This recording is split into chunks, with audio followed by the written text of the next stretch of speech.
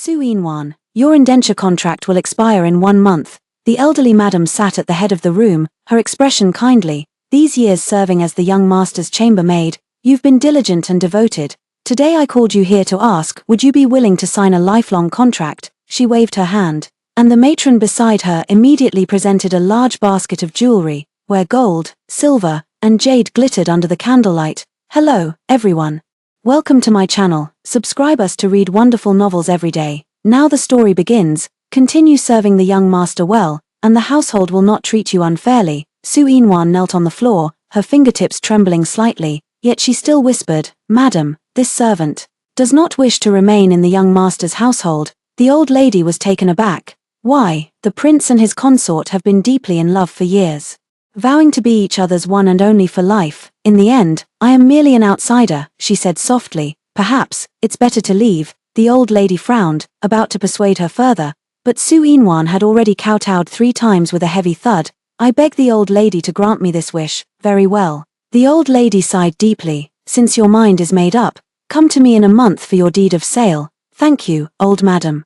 Su Inwan withdrew from the main hall and walked along the corridor. The cold wind swirled with snowflakes that brushed against her face. She tightened her thin garments and slowly made her way back to her small courtyard. When she was 8 years old, a famine struck her hometown, and her parents sold her into the heir's residence, where she became the lowest-ranking cleaning maid in the courtyard. At that time, Xiezun was already a renowned heir in the capital, aloof, noble, and indifferent to women. She was assigned to his courtyard as a cleaning maid, with the matron sternly warning her, the young master despises maids who try to seduce their masters. If you dare entertain such wicked thoughts, watch your skin. She was extremely cautious, not even daring to look up at him, to the point where she didn't even know what he looked like, until that day, when she was whipped by the matron for breaking a teacup. A cold voice suddenly spoke up, Stop. She raised her head tremblingly and saw his face clearly for the first time. The young man had features as exquisite as a painting, dressed in a moon-white brocade robe. Looking down at her, he casually tossed down a box of ointment. It's just a teacup, no need for punishment. Take this and use it. That night, her dreams were filled with his figure. She knew she had stirred feelings she shouldn't have.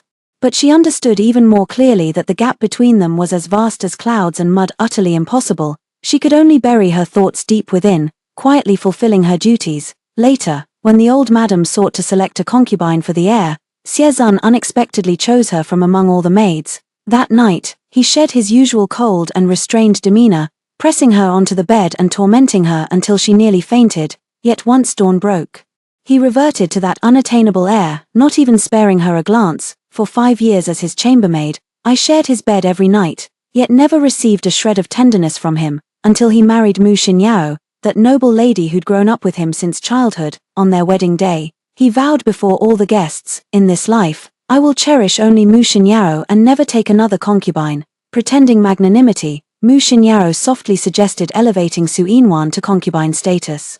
Xiezun shook his head. No need, I only want you. Only then did Su Inwan realize he had chosen her as a chambermaid merely to practice before marriage, fearing his lack of skill might disappoint Mu Xinyao. And that day when he casually saved her, it was only because the marriage alliance between their families had just been settled, putting him in a good mood. To say it didn't hurt would be a lie, but she could only swallow this bitterness. After Xiezun got married, he would only visit her room when Mu Xinyao was menstruating. Even so, she still became pregnant. But when Xiezun found out, he personally forced her to drink a bowl of safflower brew. Even though you've served me for years, my heart belongs only to Xinyao, he said coldly, watching her collapse in a pool of blood. Only she is worthy of bearing my children. At that moment, her heart completely turned to ice. A few days ago, a matchmaker from her hometown came knocking, saying a new hunter had arrived in the village who didn't mind her past as a chambermaid and wanted to marry her. She thought to herself, a hunter would be her social equal. If she could live an ordinary life,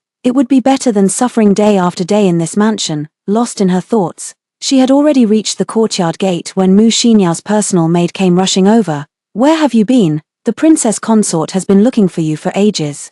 Su Inwan's heart tightened as she followed to the main courtyard. Upon entering, Mu Xinyao coldly commanded, Kneel. This servant doesn't know what wrong she has committed. Slap. Mu Xinyao fiercely struck the table. As a bedchamber maid, you should be available at any call. How dare you be absent when I sent for you just now? Su Inwan clenched her fingers tightly. Over the years, Mu Xinyao, relying on Xiezun's favor, had secretly tormented her countless times, sure enough.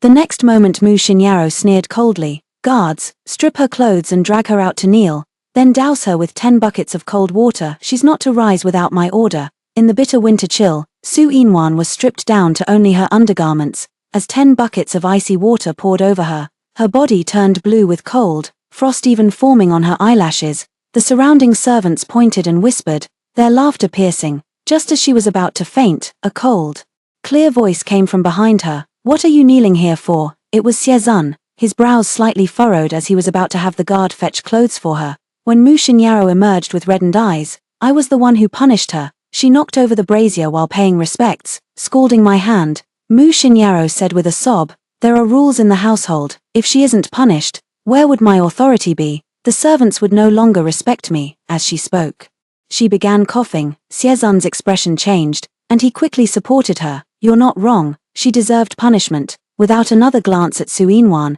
he guided Mu Xinyaro inside. "The wind is strong out here, let me help you in." Through the half-open door, Su Yinwan saw Xiezun carefully warming Mu Xinyao's hands before personally feeding her medicine. Such tenderness was something she had never received. The chill penetrated her bones until she could no longer endure it. Collapsing into unconsciousness, when she awoke again, she had already been carried back to her small courtyard. Shivering all over from the cold, she forced herself to fetch hot water. Just as she stepped into the bathtub, the door was suddenly pushed open. Xiezun strode in, his gaze dark and profound. "Young master." She hastily covered herself. "Why have you come?" Without a word, Xiezun stepped directly into the bathtub, clasped the back of her head, and kissed her fiercely.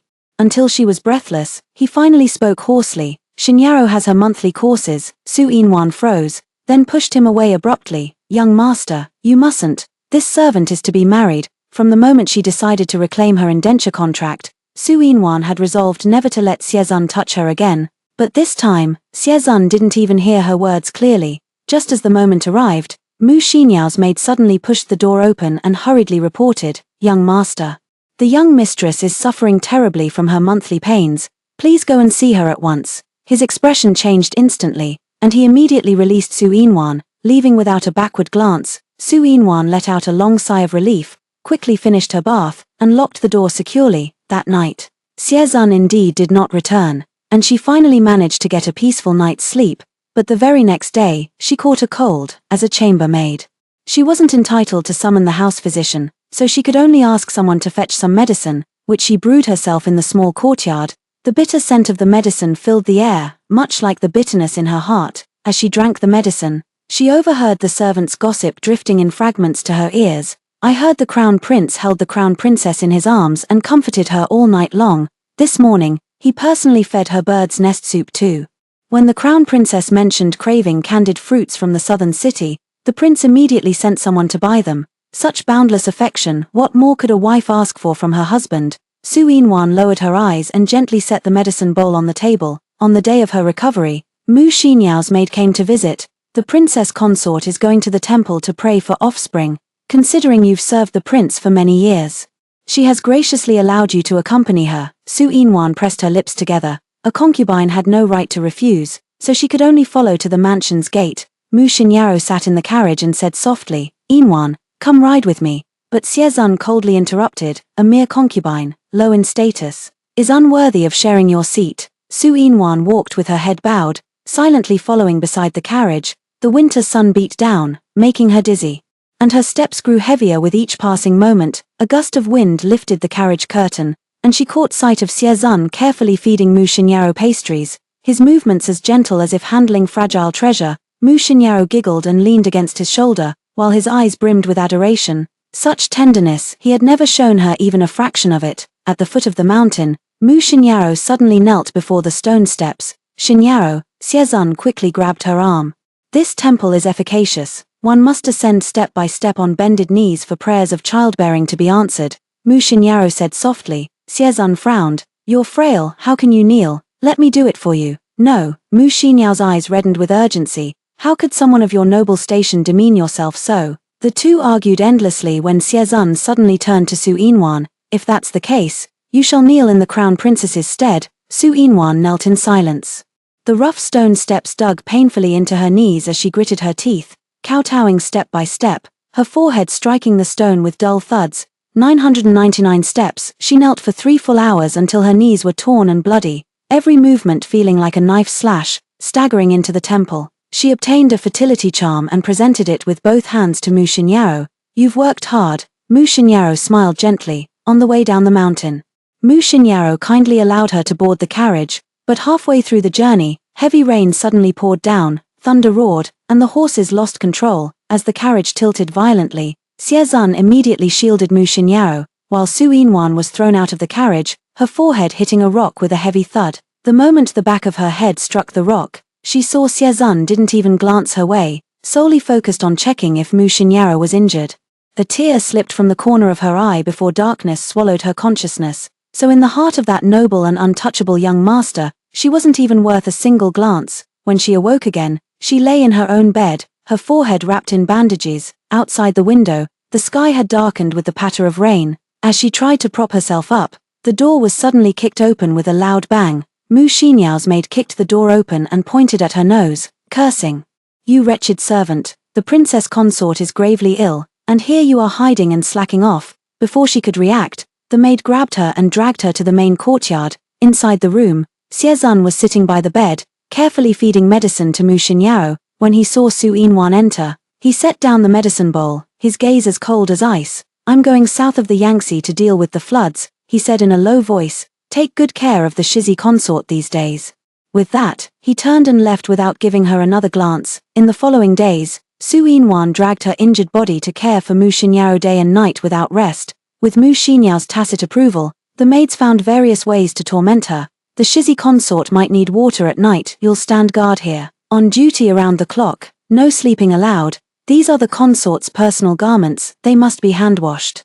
The medicine must be brewed for 3 full hours, not a moment less. Su Yinhuan's hands turned pale from soaking in cold water, and several blisters formed from brewing the medicine. She dared not close her eyes, terrified that Mu Xinyao might come to harm. In just a few days, she became gaunt to the point of emaciation, so exhausted she could fall asleep standing. At last, the maidservant spoke with reluctant charity. The consort is nearly recovered, after brewing this last dose of medicine.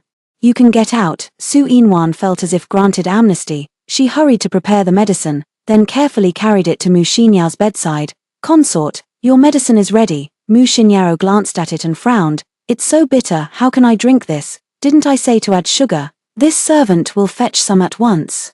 Su Yinhuan said hastily, rushing to get the sugar. The sugared medicine was handed over, but Mu Xinyao only took a sip before pushing it away. Too sweet, brew it again. Su Yinhuan went back and brewed another bowl. So hot, are you trying to scald me to death? Mu Xinyao sneered. Only when the medicine had finally cooled did Mu Xinyao reluctantly drink it.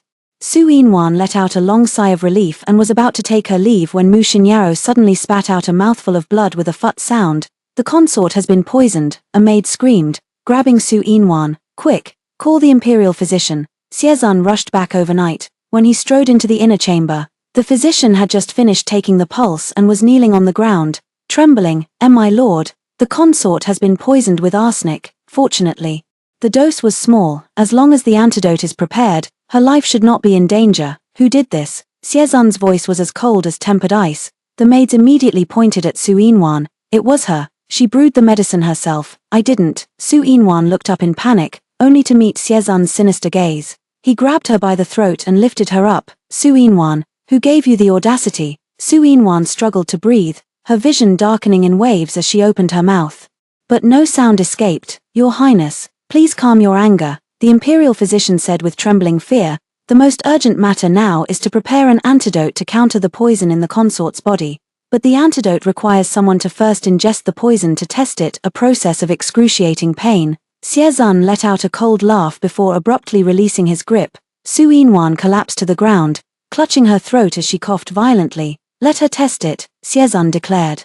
Looking down at her with undisguised contempt, since she dared to administer poison, she should taste the consequences herself. Before she could resist, the guard roughly pried open Su Yinhuan's mouth and poured in the arsenic. In an instant, her internal organs felt as if they were being scorched by raging flames. The pain forced her to curl into a ball, her nails digging deep into her palms. When the antidote was poured down her throat, the agony intensified. Su Yinhuan writhed on the ground.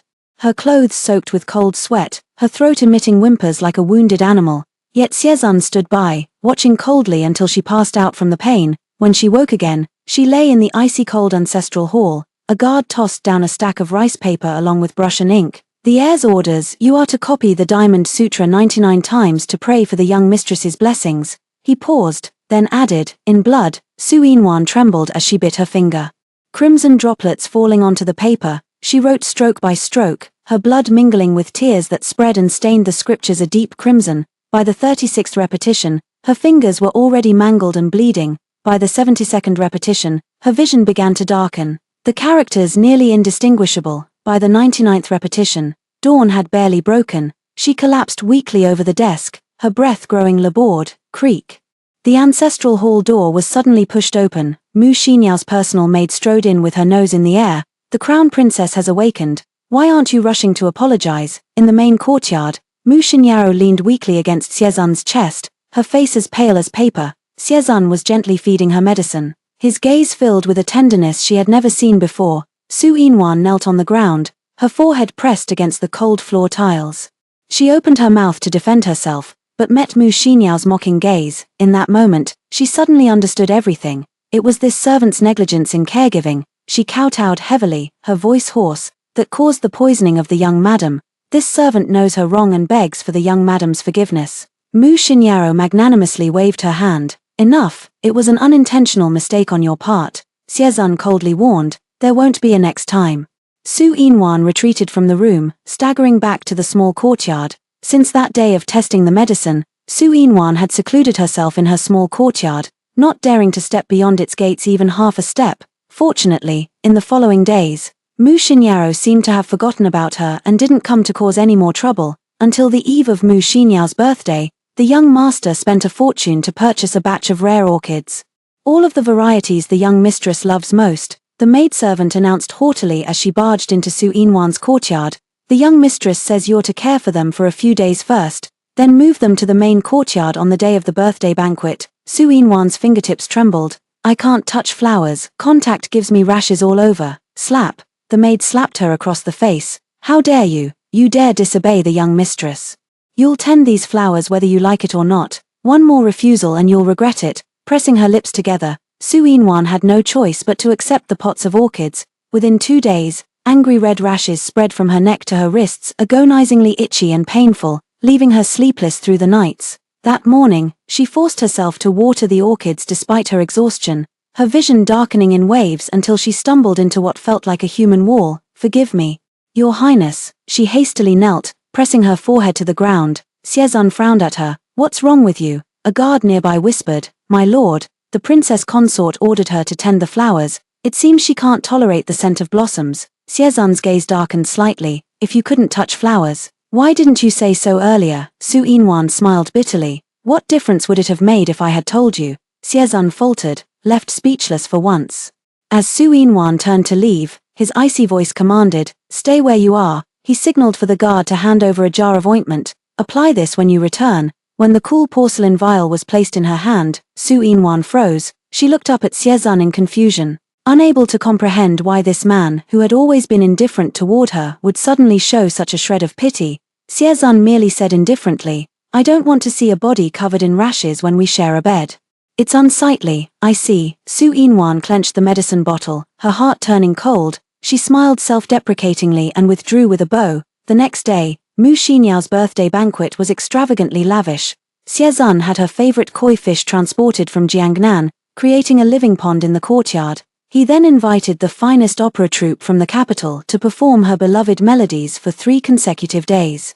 At the banquet, he personally peeled shrimp for her, feeding them to her lips, drawing envious glances from all the ladies present. As night fell, fireworks bloomed in the sky, and Siezun embraced Mu Xinyao, sharing a passionate kiss before the crowd. Xinyao, he cradled her face, his voice so tender it could drip with sweetness. You are the only one for me in this lifetime, to grow old together with you. Su Yinwan stood in the corner, quietly watching this scene. Today was also her birthday. Yet in this world, no one remembered. The night was deep and quiet as Su Yinwan returned to her room, thinking that today was Mu Xinyao's birthday and Siezun would never come looking for her. She peacefully went to sleep, yet in the middle of the night, The door was suddenly kicked open. Xinyao. Xiezun pressed down on her drunkenly, his scorching lips planting messy kisses along her neck. Su Yinwan stiffened all over, pushing him desperately. Your Highness, you've mistaken me for someone else. I'm not your consort. Xiezun seemed not to hear, his large hands tearing open her collar. Su Yinwan mustered all her strength to shove him away, and Xiezun staggered a few steps before collapsing onto the bed, falling into a deep slumber. She had no time to straighten her disheveled clothes and was about to go out to call for help when the door was suddenly kicked open. Fine, I was wondering why the young master hadn't returned. Turns out he's been here with you. Mu Xinyao stormed in with a group of people, her eyes icy cold. Young madam, the young master was drunk and entered the wrong room by mistake, Su Yinwan hastily explained. Slap. The matron beside Mu Xinyao struck her across the face. You shameless wretch, still daring to make excuses. She barked sharply. Guards, bring the finger press. Today I'll teach you some proper manners. I didn't seduce the heir, Su Yinwan struggled. He came to me of his own accord. So you're saying the heir has taken a fancy to you? The matron sneered. Look at yourself. Who doesn't know the heir has eyes only for his wife? Begin the torture. The finger presses were fitted, and as the maids viciously pulled the ropes, Su Yinwan's face turned deathly pale from the pain, the bones in her fingertips emitting ominous cracking sounds. With a piercing scream, she fainted dead away. When she woke again, she heard Xiezun coaxing Mu Xinyao from the outer room. I really just drank too much and entered the wrong room. Don't cry anymore. Alright, you're breaking my heart, then prove it to me, Mu Xinyao sobbed. She's burning with fever now. Withdraw all the imperial physicians and let her fend for herself. Then I'll believe you. After a moment of silence, Xiezun replied softly. Fine. Su Yinwan closed her eyes, tears silently streaming down. The days that followed were a living hell for her. Fever came and went, her fingers swollen and festering.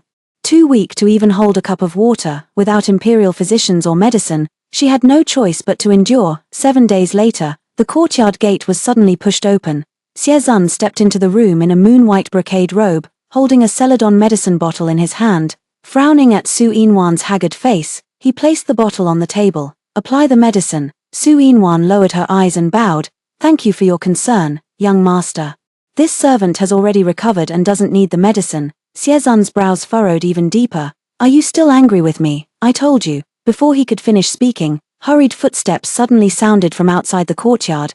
Mu Xinyao rushed in frantically, grabbing Xiezun's sleeve. Brother Zun, I've made a huge mistake. Tears streamed down her face like pear blossoms in the rain. At today's banquet, I drank too much and accidentally knocked the 13th prince into the pond. The Empress is furious and has already sent people to arrest me. Xiezun's expression changed abruptly. The 13th prince was the Empress's legitimate son and the most favored. Before he could even speak, the shouts of the imperial guards could already be heard outside the courtyard. What should we do? Mu Xinyao cried even harder. If I'm taken away, I'll surely be tortured. Xiezun pondered for a moment.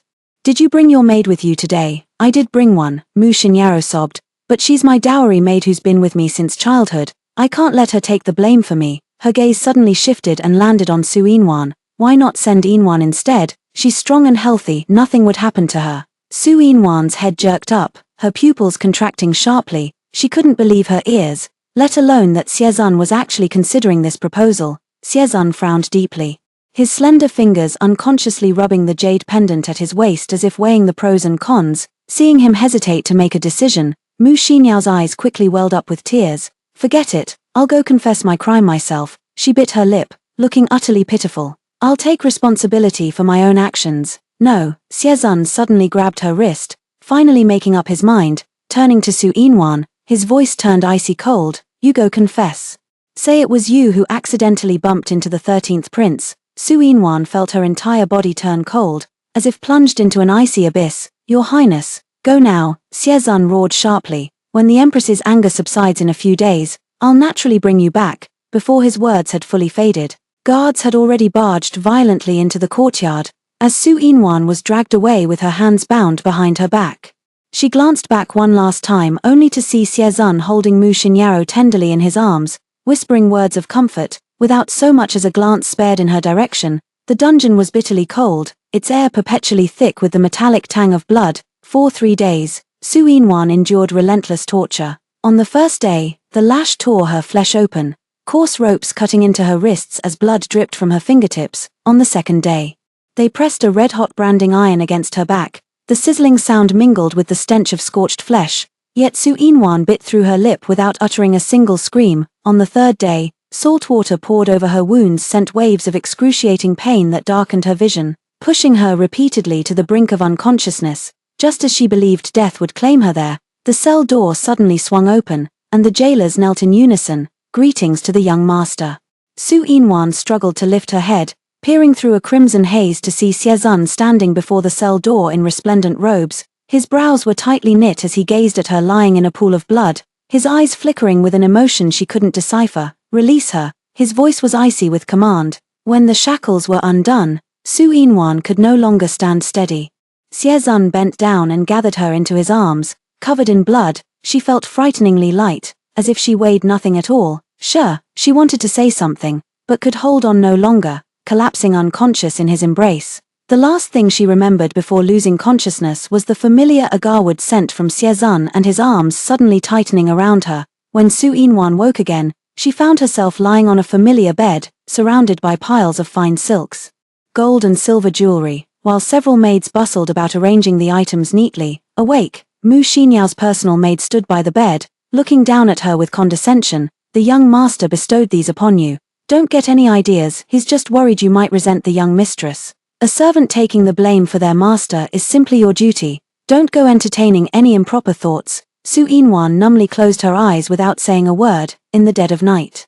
As Su Inwan slept in a daze, she suddenly felt someone touching her. Her eyes flew open, and by the faint moonlight, she saw a strange man with a brutish face pressing down on her. His rough hands had already torn open her sash and were now groping beneath her undergarments. Pretty little thing, don't scream, the man leered, his other hand firmly covering her mouth. Let me show you a good time. Su Inwan's entire body turned cold as she struggled desperately. Her nails raked bloody scratches across the man's face, and taking advantage of his momentary pain when he loosened his grip, she screamed for help. Help, there's an intruder. Shut up. Enraged, the man slapped her across the face. The blow left Su Inwan seeing stars, blood trickling from the corner of her mouth. Just as the man was about to pounce again, the door suddenly burst open with a kick. Who's there? The guard shouted sharply, rushing in to pin the man to the ground. Torchlight soon flared outside the courtyard. Su Inwan huddled in the corner of the bed, trembling as she clutched her torn clothes tightly. Before she could regain her composure, she heard the sound of hurried footsteps approaching. Siezun and Mu Xinyao arrived in haste. Under the moonlight, Siezun's face was terrifyingly dark. Oh my god, Mu Xinyao exclaimed, covering her mouth as she took half a step back. A few days ago, I saw a man lurking suspiciously outside Inwan's courtyard. I thought I was seeing things, but it turns out it was real. She glanced meaningfully at Su Inwan's disheveled clothes, a flash of triumphant glee in her eyes. Brother Zun, perhaps because you've been with me all these days, she couldn't bear the loneliness, so I didn't. Su Inwan's voice trembled, her pale face still bearing the mark of a slap. I don't know him, he broke in the middle of the night. Slap. The maid stepped forward and delivered another slap.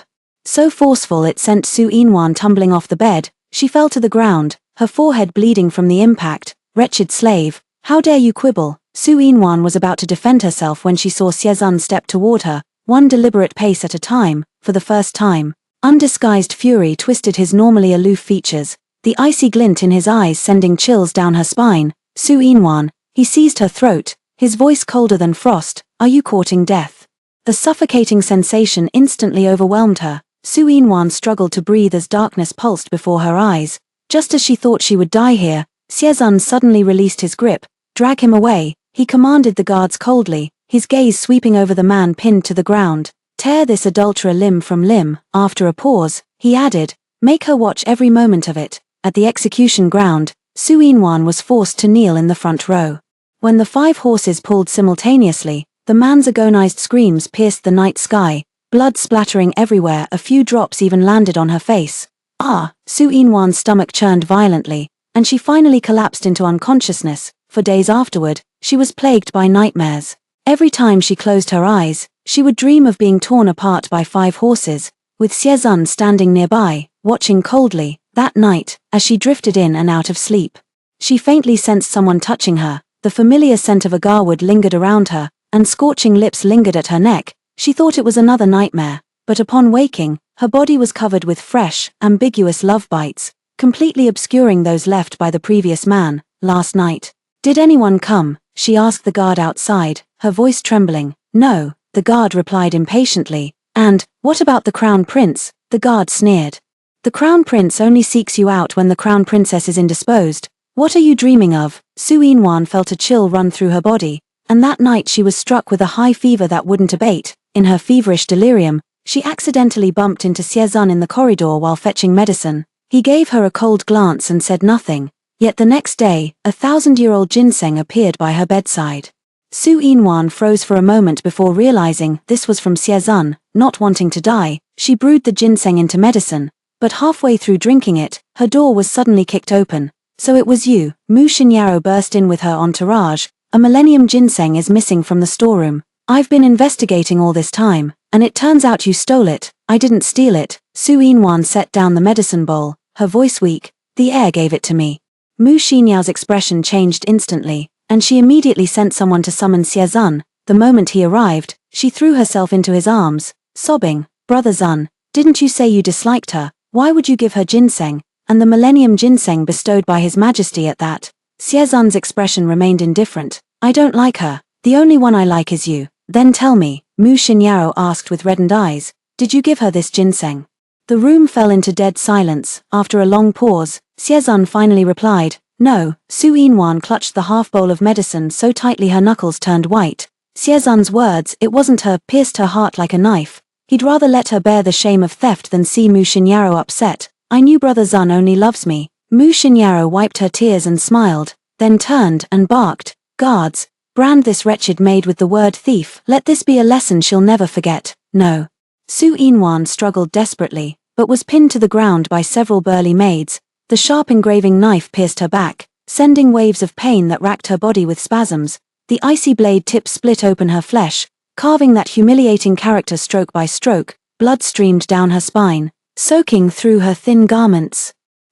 She finally couldn't hold on any longer and fainted from the pain. When she woke again, she was lying face down on an icy cold bed, her back burned with searing pain, and the slightest movement felt like being torn apart. From outside came Xiezun's gentle voice. Don't be angry anymore. The imperial physician said you need quiet rest. Then promise me you'll never look at her again. All right, whatever you say. Su Yinwan closed her eyes as silent tears streamed down her face.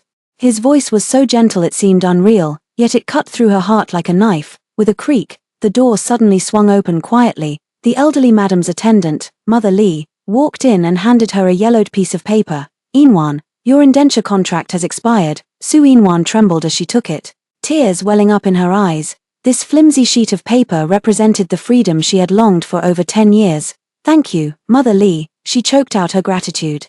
Forcing herself to stand and begin packing her belongings, the silver she had saved over the years wasn't much, but it was enough for her to return to her hometown and open a small shop with the hunter to live a peaceful life. She carefully tucked the deed of sale close to her body, but just as she stepped out of the courtyard, Mu Xinyao's maid stopped her with a group of people. Stop, the princess consort is ill, and the physician said it's because you offended her. Now you're to be locked in the woodshed. Stay away from her so she can recover. I'm no longer a servant of this household. Su Yinwan immediately pulled out the deed of sale. Look, slap. The maid knocked the indenture contract to the ground with a backhanded strike. Who knows if it's fake? Take her away. Several maids rushed forward to gag her, roughly dragging her into the woodshed. The heavy iron chains clanked as the door was locked, leaving her pounding fists unanswered. As night deepened, faint rustling sounds suddenly emerged from outside the woodshed. Then, the smell of something burning wafted in. The firewood shed was ablaze. Help, open the door. Su Yinwan desperately pounded on the door, but no one answered. Thick smoke billowed around her, making her eyes water uncontrollably. In her moment of despair, she suddenly noticed a small window in the corner that hadn't yet been consumed by the flames. Cough, cough, with all her strength. She forced the window open, ignoring the wooden splinters tearing at her arms, and struggled to climb out. Behind her, the fire had already engulfed the entire woodshed. The scorching heat burned her back painfully, but she didn't dare stop, stumbling forward as she ran. Put out the fire. The woodshed is on fire. The mansion was in complete chaos, and no one noticed a frail figure staggering away. Su Yinwan only dared to look back after running a long distance. The direction of the heir's residence was engulfed in flames, staining the night sky blood red. She touched the deed of indenture hidden in her bosom. then turned and vanished into the darkness. From that moment on, the world would know Su Inwan, the chambermaid of the heir's mansion, no more. She was free. On the other side, when Xiezun was startled awake by the clamor outside the courtyard, Mu Xinyao lay nestled sweetly in his arms, still deep in slumber. What's going on? He rose from bed. Throwing on his robe, his voice still laced with displeasure at having his sleep disturbed, the guard knelt outside the door, his voice trembling. Young master, the firewood shed has caught fire. Xiezun frowned slightly, about to order the servants to handle the fire as usual, when suddenly he remembered something. His expression changed drastically as he grabbed the guard by the collar. The firewood shed, was anyone locked inside? The guard stiffened, cold sweat beading on his forehead. Young master, Miss Su, was just locked in there today. Su Inwan, is she still there? Xiezun's mind buzzed as he frantically sprinted toward the woodshed. Behind him came Mu Xinyao's drowsy call. Brother Zun, where are you going? Deaf to her words, his robes billowing, he had already covered several yards in an instant. The fire was more intense than imagined. Blazing tongues of flame licked the night sky, while thick smoke billowed, making it impossible to keep one's eyes open. Xiezun stood before the inferno, watching the servants frantically passing buckets of water, when a sudden, inexplicable pain gripped his heart. Where is Su Inwan? He grabbed a servant who had just escaped from the fire, his voice hoarse. The servant, his face blackened by smoke, stammered, "No, didn't see Miss Su." Xiezun released him, his gaze sweeping over the chaotic crowd before he suddenly barked, "All of you, get out of my way." He seized a bucket of water and doused himself with it. Then charged into the blazing building amid the crowd's shocked cries. "Young master!" The steward nearly fainted from terror. "Stop the young master at once." But it was too late. Xiezun's figure vanished into the raging flames, leaving only panicked shouts in his wake. The firewood shed was scorching with waves of heat. Wooden beams kept collapsing, sparks flying everywhere. Covering his mouth and nose with his sleeve, Xiezun squinted through the thick smoke as he searched. Beneath the fallen beams lay several charred corpses. Suppressing his horror, he examined each one. None were Su Inwan. "Su Inwan," he roared, his voice devoured by the fire. A burning beam suddenly crashed down, and Xiezun dodged just in time. Though the flames licked at his sleeve, he patted out the sparks. Then his gaze was abruptly drawn to a half-open window in the corner. Wooden splinters on the frame held strands of blood-stained fabric, glaringly vivid in the firelight. Xiezun's pupils constricted violently. That was the coarse cloth Su Inwan often wore. "Young master, get out now." A guard's shout came from outside. Xiezun cast one last glance at the empty woodshed before turning and rushing out of the inferno. The moment he emerged, a warm, soft body collided into his arms. "Brother Zun, you scared me to death." Mu Xinyao wept like a rain-drenched pear blossom, clinging tightly to him. "If anything were to happen to you, I wouldn't want to live either."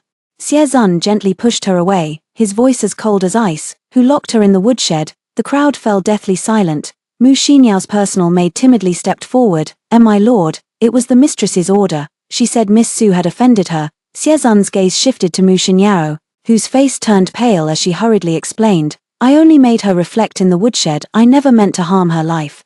"Brother Zun, you must believe me." "Enough," Xiezun cut her off, turning to the guards. "Search the entire city immediately. I want her found, alive or dead." "Yes." The guards filed out in quick succession. Mu Xinyao stared at Xiezun's stern profile, her nails digging deep into her palms. She subtly signaled the matron behind her, who understood and quietly slipped away from the crowd. Returning to his study, Xiezun summoned his trusted shadow guard. "Take a team and search for Su Inwan in secret," he said after a moment's thought, lowering his voice. "Remember, don't alert anyone." The shadow guard accepted the order and departed. Xiezun stood by the window, watching the gradually dying flames, his chest heavy as if weighed down by a boulder. He recalled Su Inwan's eyes, always brimming with tears yet stubbornly refusing to let them fall, the bloody thief character carved on her back, her fingers mangled and bloody from the torture of the finger press. "Young master," the steward reported softly outside the door, "the young madam has sent word that she has already informed the Mu family to join the search for Miss Su's whereabouts. She asks that the young master refrain from further exhausting himself." Xiezun's gaze softened slightly. "Understood. Tell Xinyao that today's events were unexpected, and she should rest early." As the steward was about to withdraw after receiving the order, Xiezun's voice came again. "No need for you to go. I shall make the trip myself." After the steward withdrew, Xiezun pondered for a moment before rising and heading towards Mu Xinyao's courtyard. Outside the courtyard gate, he raised his hand to stop the maid who was about to announce his arrival. then silently walked to the corridor. Just as he was about to push the door open, voices drifted out from inside. That wretched maid has a tough life, she didn't even burn to death. Mu Xinyao's voice pierced through the window paper, devoid of her usual gentleness. Don't worry, miss, her personal maid soothed. That lowly woman is injured, penniless, and powerless. Where could she possibly run? She might already be dead in some alley by now. Isn't the young master insisting on seeing her alive or dead? Mu Xinyao sneered. Go tell my father to send more men, we must find her. If she's still alive, her voice turned icy. Dispose of her on the spot. Outside the window, Xiezun's face was terrifyingly gloomy. He turned and left, his footsteps heavier than when he had arrived. Xiezun stood by the study window, his knuckles unconsciously tapping against the window frame, in the dim morning light. His expression appeared even more stern than usual. Last night, Mu Xinyao's words had been like a sharp dagger, mercilessly slicing through his long-standing self-deception. Your Highness, the guard reported in a low voice outside the door, we've searched the entire city but found no trace of Miss Su. Xiezun's fingers paused slightly, his eyes darkening with cold intensity. Keep searching, he said in a deep voice. If she's not in the city, expand the range, if she's still alive. She couldn't have just vanished into thin air. The guard withdrew upon receiving the order, and Xiezun turned towards the desk, his gaze settling on a secret letter lying there. It was the investigation report on last night's fire in the woodshed, just delivered by the covert guards. He slowly unfolded the letter, his fingers tracing over the handwriting as his eyes grew increasingly cold. As I suspected, the fire was no accident. Someone had deliberately splashed oil outside the woodshed and even locked the doors and windows, ensuring those inside couldn't escape. Brother Zun, a soft voice came from outside the door. Mu Xinyao, her eyes slightly red, entered the study with the support of her maid. I heard from the servants you haven't slept all night. I was so worried. How could you treat your health like this? Her voice choked with emotion. About Miss Su, I'm heartbroken too, but the fire was so fierce. She must have truly. She covered her lips with a light cough, tears streaming down her face, looking utterly heartbroken. Xiezun raised his eyes to look at her, his gaze unfathomably deep, sad. The corner of his lips curled slightly, but the smile didn't reach his eyes. Yet last night, didn't you say it was just as well that she died? Mu Xinyao stiffened all over, her face instantly turning deathly pale. Brother Zun, what are you saying? Her voice trembled. How could I possibly? Xiezun slowly rose to his feet and walked over to her, looking down at her with a scrutinizing gaze. Xinyao, I always thought you were just a bit spoiled, he said softly, yet each word cut like a knife. But I never imagined you could be so cruel. Mu Xinyao's pupils contracted sharply as she took a sudden step back, tears streaming down her face. Brother Zun, who told you such nonsense? Her voice trembled. Someone must be spreading malicious lies to drive a wedge between us. Brother Zun. You can't believe. Xiezun let out a cold laugh and pulled a secret letter from his sleeve, tossing it before her. See for yourself. The letter clearly documented the evidence of Mu Xinyao ordering someone to splash fire oil outside the woodshed and lock the doors and windows last night, even including her exact words to the servants. Make sure Su Yinwan can't escape. Beneath the letter was a crimson fingerprint. Mu Xinyao's face turned deathly pale, her fingers clutching the letter so tightly that her knuckles turned white. No, this can't be true. She suddenly looked up, tears streaming down her face. Brother Zun, believe me, I've been framed. Someone must be trying to harm me. Xiezun gazed at her, the warmth in his eyes completely gone. Wronged, he sneered. Then tell me, what did you mean by alive or dead? I must see her last night. Haven't you always disliked Su Yinwan? Why are you so desperate to find her now? Mu Xinyao trembled all over, her lips quivering. I was only trying to find you, brother. Mu Xinyao wept until she could barely breathe. When she raised her head, she met Xiezun's icy gaze and could no longer utter a word in her defense. Young master, the steward hurried over, his expression grave. The dowager requests your presence immediately. She says it's a matter of great importance. Xiezun cast a cold glance at Mu Xinyao before turning and striding away. In the study, Mu Xinyao collapsed weakly to the floor, her vision blurred by tears. Young miss, her personal maid timidly helped Mu Xinyao up. What should we do now? Mu Xinyao slowly raised her head, the vulnerability in her eyes fading, replaced by a chilling coldness. Send someone to the Mu family immediately. Go tell my father. Her voice was extremely soft, yet dripping with venom. Spare no cost to find Su Yinwan, and once she's found, kill her on the spot, in the old madam's courtyard. The moment Xiezun stepped into the inner chamber, he saw the old madam sitting solemnly at the head seat, holding a stack of blood-stained rice paper in her hands. Grandmother, he bowed solemnly, The old lady sighed and handed him the rice paper. This is Inwan's transcription of the Diamond Sutra, 99 copies, each character written in blood. Siezun took it, his fingertips brushing against the long-dried bloodstains. His heart suddenly constricting, every page was soaked with dark red bloodstains, some areas even blurred beyond recognition from being smeared by tears. In the corner of the last page, there was a line of extremely small characters: "May the princess consort find peace and joy, and may the prince achieve all his desires." The candlelight fell upon Siezun, yet failed to illuminate the emotions in his eyes. "She never resented you, even served you devotedly for years."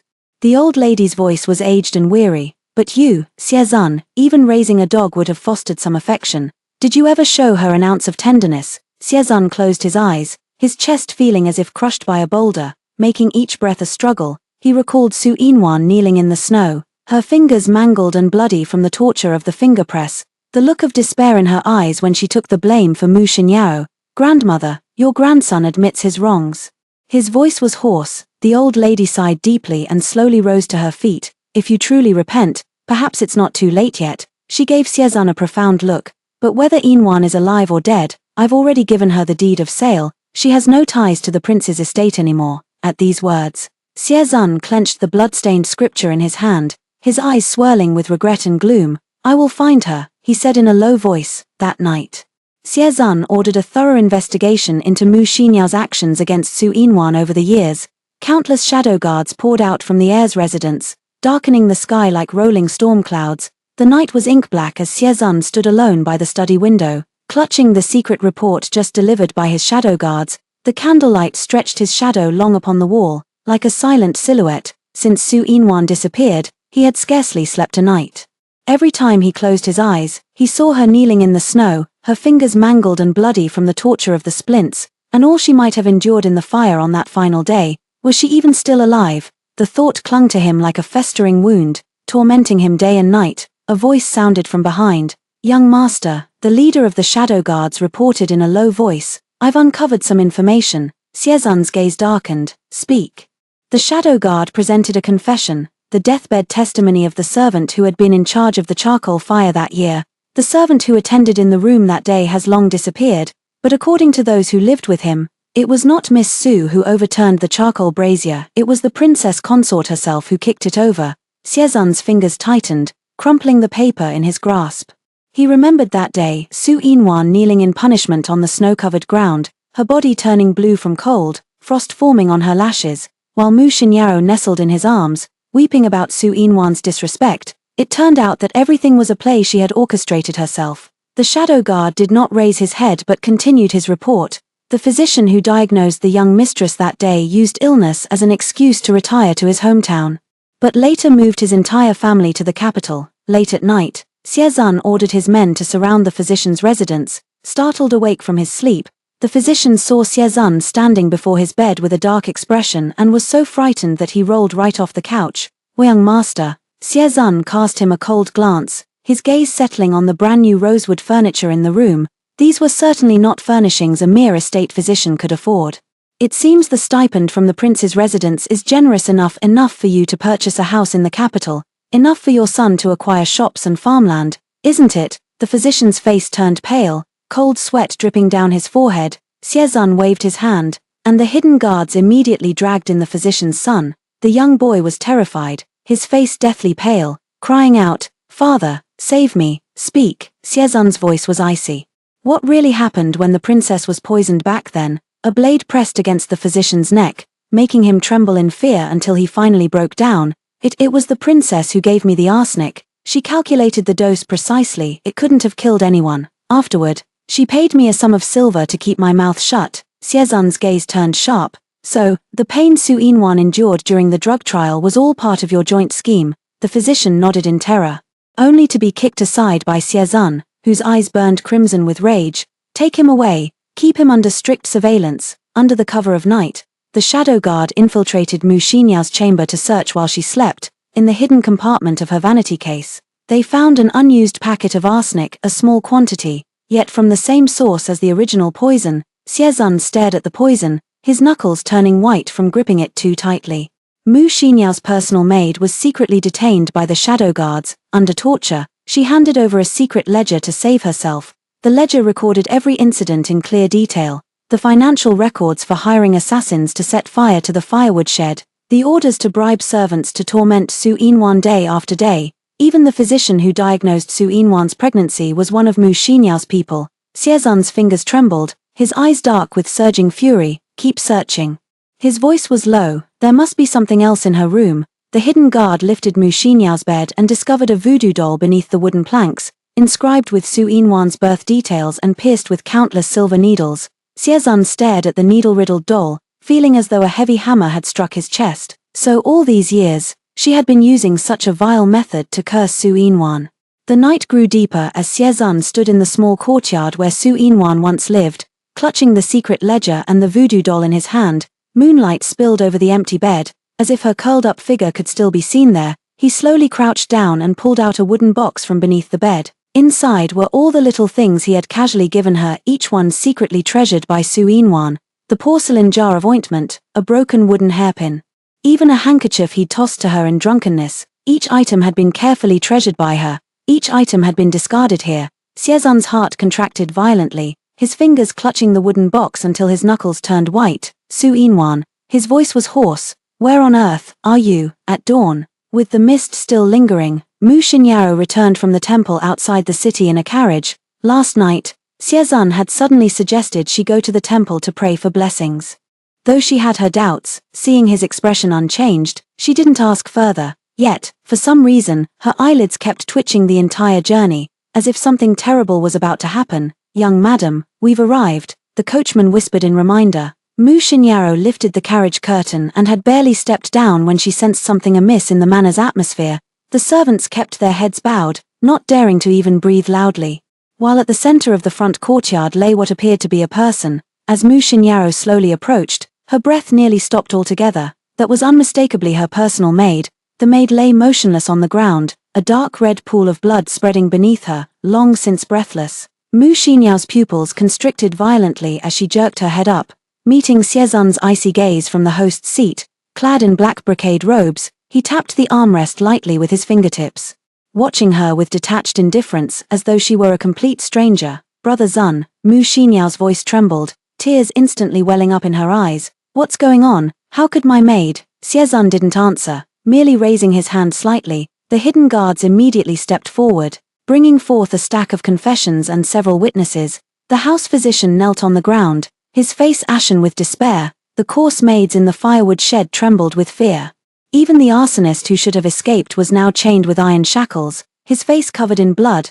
Mu Xinyao's face gradually turned pale. Suddenly, she understood. Xiezun already knew everything. In the silent front yard, only the rustling of wind through fallen leaves could be heard. Mu Xinyao's tears abruptly stopped. She slowly straightened up, raised her hand to wipe the tear stains from her face, and when she looked up again, her eyes had turned completely cold. So, Brother Zun has figured everything out. She let out a light laugh, her voice devoid of its usual sweetness. Xiezun's gaze turned icy. You admit it. Admit what? Mu Xinyao tilted her head, feigning innocence. Admit that I knocked over the charcoal brazier, or that I made Su Yinwan test the medicine, or perhaps. Her red lips curved slightly. Admit that I wanted to burn her to death. Xiezun's fingers tightened abruptly on the armrest, his knuckles turning white. Mu Xinyao seemed oblivious to his anger and continued on her own. That's right, I deliberately kicked over the brazier, and I was the one who hid the arsenic. I coated it under my nails, just a light dip when drinking the medicine. Who would have thought it was me who poisoned her? She chuckled lightly. What a pity. Su Yinwan's life is too tough. She actually didn't die. Xiezun stared at her intently. Why? Mu Xinyao's expression turned venomous, as if she had heard something absurd. Because I am the only woman who should be by your side. She took a sudden step forward, her voice shrill. Xiezun, I love you to madness. How could I tolerate anyone else by your side? Even if it's just a chambermaid, I'll make sure she lives a fate worse than death. Xiezun slowly rose to his feet, looking down at her from his superior height. So, you faked her pregnancy to make me personally force her to drink the safflower brew? Yes, Mu Xinyao smiled venomously. I wanted you to destroy her with your own hands. You tormented her daily, yet forbade the servants from telling me. Of course, she said, lightly smoothing her hair. I wouldn't want you to feel sorry for her. She was clearly ready to leave the heir's residence. Yet you still wouldn't let go. Were you trying to burn her to death? Mu Xinyao's smile froze, Then she snorted coldly. Pity, she still managed to escape. Xiezun closed his eyes briefly, his chest heaving violently. When her eyes opened again, they were filled with murderous intent. Mu Xinyao finally panicked as she met his icy gaze. Brother Zun, her voice trembled as she tried to grasp his sleeve. Everything I did was because I love you. She's just a lowly servant. How dare she? Silence. Xiezun seized her throat with a grip strong enough to crush it. You're not worthy to mention her. Mu Xinyao widened her eyes in terror, struggling to breathe as she desperately clawed at his arms. Xiezun remained indifferent, speaking coldly. Mu Xinyao, didn't you want to be the sole princess consort? Mu Xinyao's eyes flew open wide, her mouth parting as if to speak, but the iron grip at her throat left her utterly powerless to break free. Xiezun carefully observed the terror in Mu Xinyao's eyes before finally releasing his grip. Mu Xinyao collapsed to the ground, clutching her throat as she coughed violently. Guards. Xiezun turned away, his voice icy.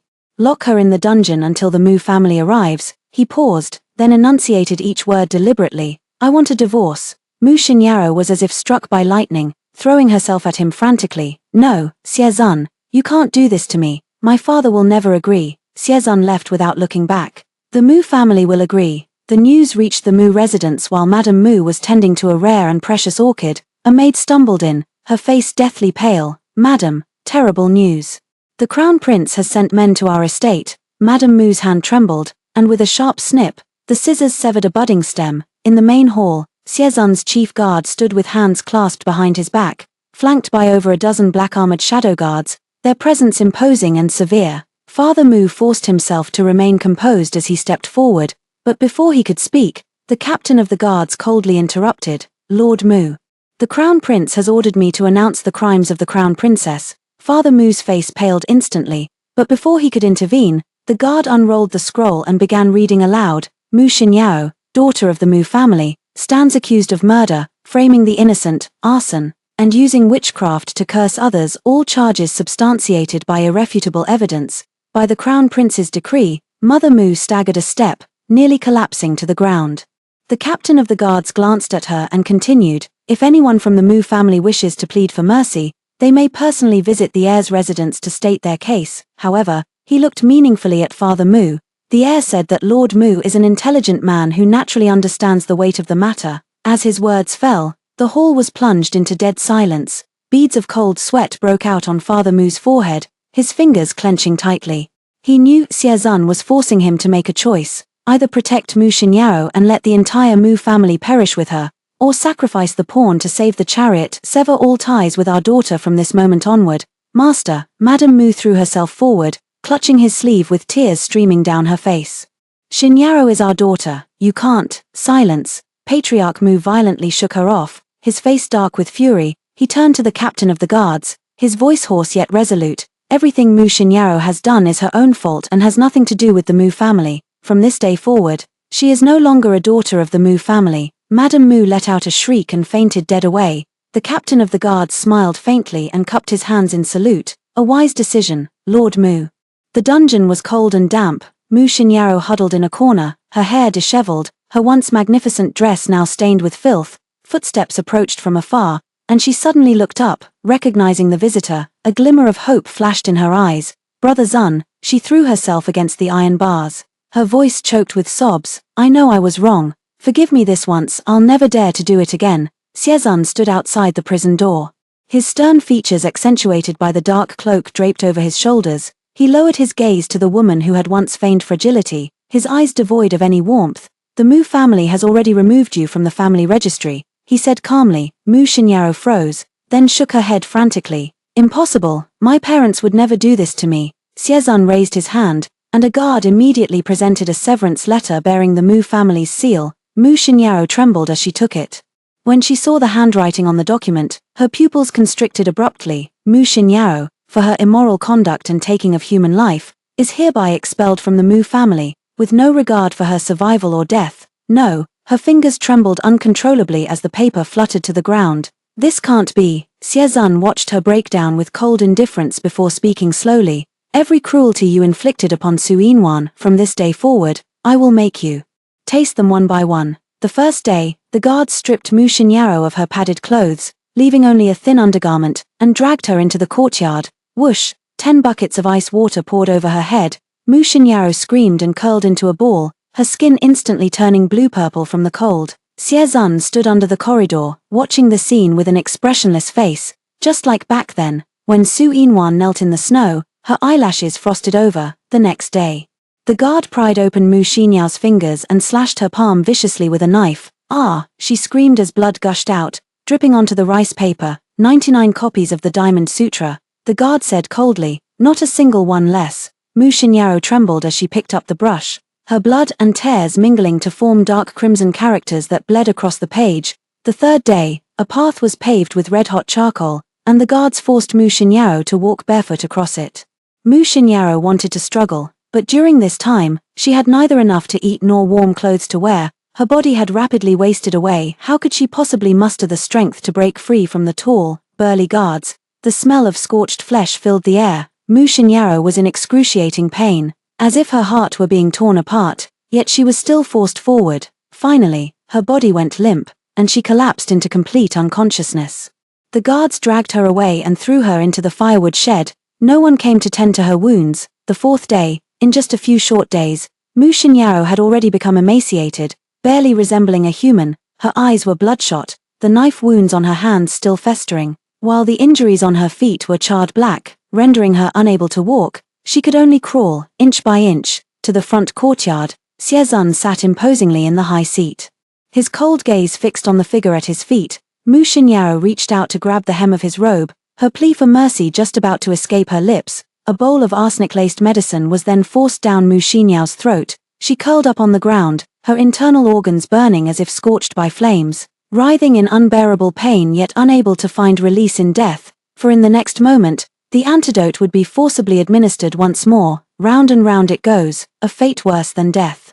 Half a month later, on a rainy night, Mu Xinyao, emaciated from relentless torture, finally broke free from her captors and stumbled out of the dungeon. Barefoot and half-mad, she ran through the downpour, muttering incessantly to herself, "I am the crown prince's consort. I am the eldest daughter of the Mu family. You cannot treat me like this." The rain washed over her festering feet, yet she seemed to feel no pain. In her daze, she thought she saw Xie Zun standing in the distance, reaching out his hand to her, just like in those years, when that aloof and noble youth had gently said to her, "Xinyao, come here, brother Zun." She murmured with a dazed smile, taking step after step toward the moat. "You've finally come for me." Splash! The raging river swallowed her figure whole. 3 days later, fishermen downstream hauled up the body of a woman. The corpse was so disfigured by the water's current that only a jade bracelet on the wrist revealed her once noble identity.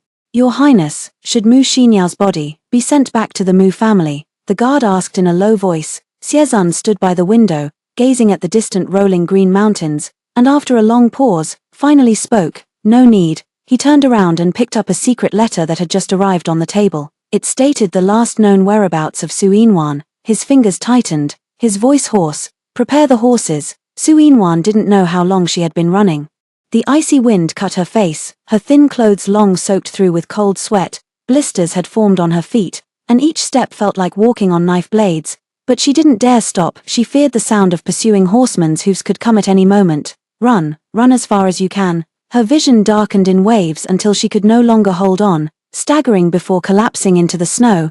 The icy snow pressed against her cheek. She wanted to get up, but her consciousness slipped beyond control, scattering like mist. Maybe it's better to die like this. At least, she was free. Endless darkness completely swallowed her. When she woke again, she found herself lying on dry, soft bedding. Su Yinwan's eyes flew open as she instinctively reached for the hairpin hidden in her sleeve. That was the only piece of jewelry she had when she escaped, its tip sharpened by her own hands for self-defense, yet her fingers only touched the clean, coarse fabric of the sleeve. Her wounds had been carefully bandaged, and even the bloodstains under her fingernails had been thoroughly cleaned. Where was this place? She struggled to sit up, scanning her surroundings. A simple yet tidy room with earthen walls and wooden beams, a bunch of wildflowers by the window. Sunlight streaming through the coarse linen curtains and casting dappled shadows on the floor. Footsteps sounded outside the door. Su Yinwan tensed up, her eyes fixed unwaveringly on the rickety wooden door. Creak! The door was pushed open, and a tall figure stood silhouetted against the light. The man had broad shoulders and long legs, dressed in coarse short clothes with a hunting knife at his waist and 2 wild rabbits in his hand. Noticing Su Yinwan was awake, He paused briefly before striding inside. "You're awake." His voice was deep, carrying the rugged tone characteristic of mountain folk. Su Inwan clutched the quilt tightly, eyeing him warily. "Who are you? Where is this?" The man set down his game and stopped 3 paces from the bed, as if afraid of startling her. "Juyi." Seeing Su Inwan's still guarded expression, he paused before adding, "The hunter the matchmaker mentioned." Su Inwan's pupils constricted, indeed, before she escaped. The matchmaker in her hometown had mentioned that there was a hunter in the village who didn't mind her past and was willing to marry her, but they had never met. How could he recognize her? Unless, Wayuri from the prince's residence. Her voice trembled, her nails digging deep into her palms. Juyi frowned at her words. "No." He walked to the wooden chest in the corner, pulled out a yellowed portrait, and handed it to her. "The matchmaker gave it to me." The woman in the portrait had gentle features. It was unmistakably Su Inwan's likeness. "You fainted by the roadside." Juyi put the portrait away. "I recognized you, so I brought you back." Her tense nerves suddenly relaxed, and Su Inwan's vision darkened. She nearly fainted again. Juyi swiftly caught her. "Be careful." The arm he touched in his palm was frighteningly slender, as if it might snap with the slightest pressure. He withdrew his hand without showing any expression. Then turned to the stove to pour a bowl of hot water, adding a spoonful of honey. "Drink some water." He handed her the bowl. "You've had a fever for 3 days. That night, Su Inwan developed a high fever again. In her delirium, she seemed to return to the prince's residence. Xiezun watched coldly as she was pressed to the ground, her fingers clamped in wooden boards. Mu Xinyaro smiled as she poured the scalding medicine over her. The old lady's sighing voice came, seemingly echoing, tightly surrounding her. "Inwan, this is your fate." "No, don't." She struggled in her dream, tears soaking the pillow. "Please, spare me." A warm, large hand suddenly pressed against her forehead. "Wake up." Su Inwan's eyes flew open to find Juyi's face mere inches from hers. In the moonlight, his brows were tightly knit, his eyes holding emotions she couldn't decipher. Nightmare. She opened her mouth but no sound came out, turning her face away in embarrassment. She wiped her tears against the pillow. Juyi didn't ask further and turned to prepare the medicine at the stove. The medicine was so bitter it could make one retch, yet Su Inwan drank it all in one gulp without changing her expression. Here, a honey-preserved plum suddenly appeared before her eyes. Su Inwan froze. "To remove the bitterness," Juyi said stiffly, though the tips of his ears turned slightly red. "All the village children love eating these." The sweet-sour taste of the preserved plum spread across her tongue. Su Inwan's nose stung, and she nearly burst into tears again. The days of recuperation passed slowly and quietly. Juyi spoke little, yet arranged everything with meticulous care. He summoned the village physician to examine her pulse, and asked Aunt Wang next door to help wash and dress her wounds. There was always a bowl of warm kanji on the stove, and a freshly boiled kettle of hot water by the bedside. Once he scalded the back of his hand while brewing medicine, yet he seemed not to feel the pain, focusing only on steadily passing the medicine bowl into her hands. Su Inwan felt guilty and said softly, "Brother Ju, once I'm better, I'll definitely repay you." Juyi was sharpening his hunting knife in the yard and didn't even look up as he replied, "No rush." The blade made a shush-shush sound against the whetstone. He paused, as if realizing his words were too blunt, then added, "Focus on recovering first." Outside the window, the tits were chirping on the branches, the warm sunlight streamed in, and Su Inwan suddenly felt a deep sense of peace. When Juyi went out hunting, Su Inwan tried to get out of bed and walk around. The wound on her leg had already scabbed over.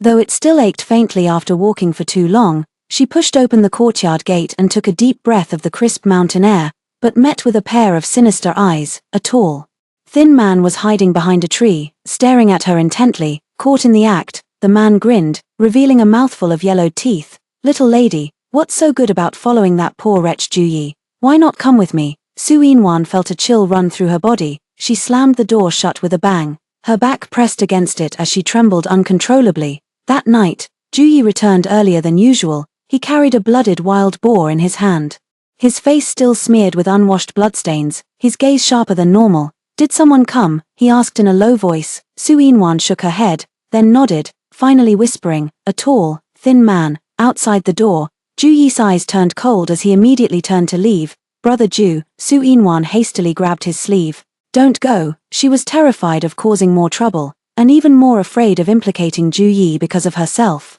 Juyi looked down at the hand clutching him, slender and pale, yet unwilling to loosen its grip, holding on desperately tight.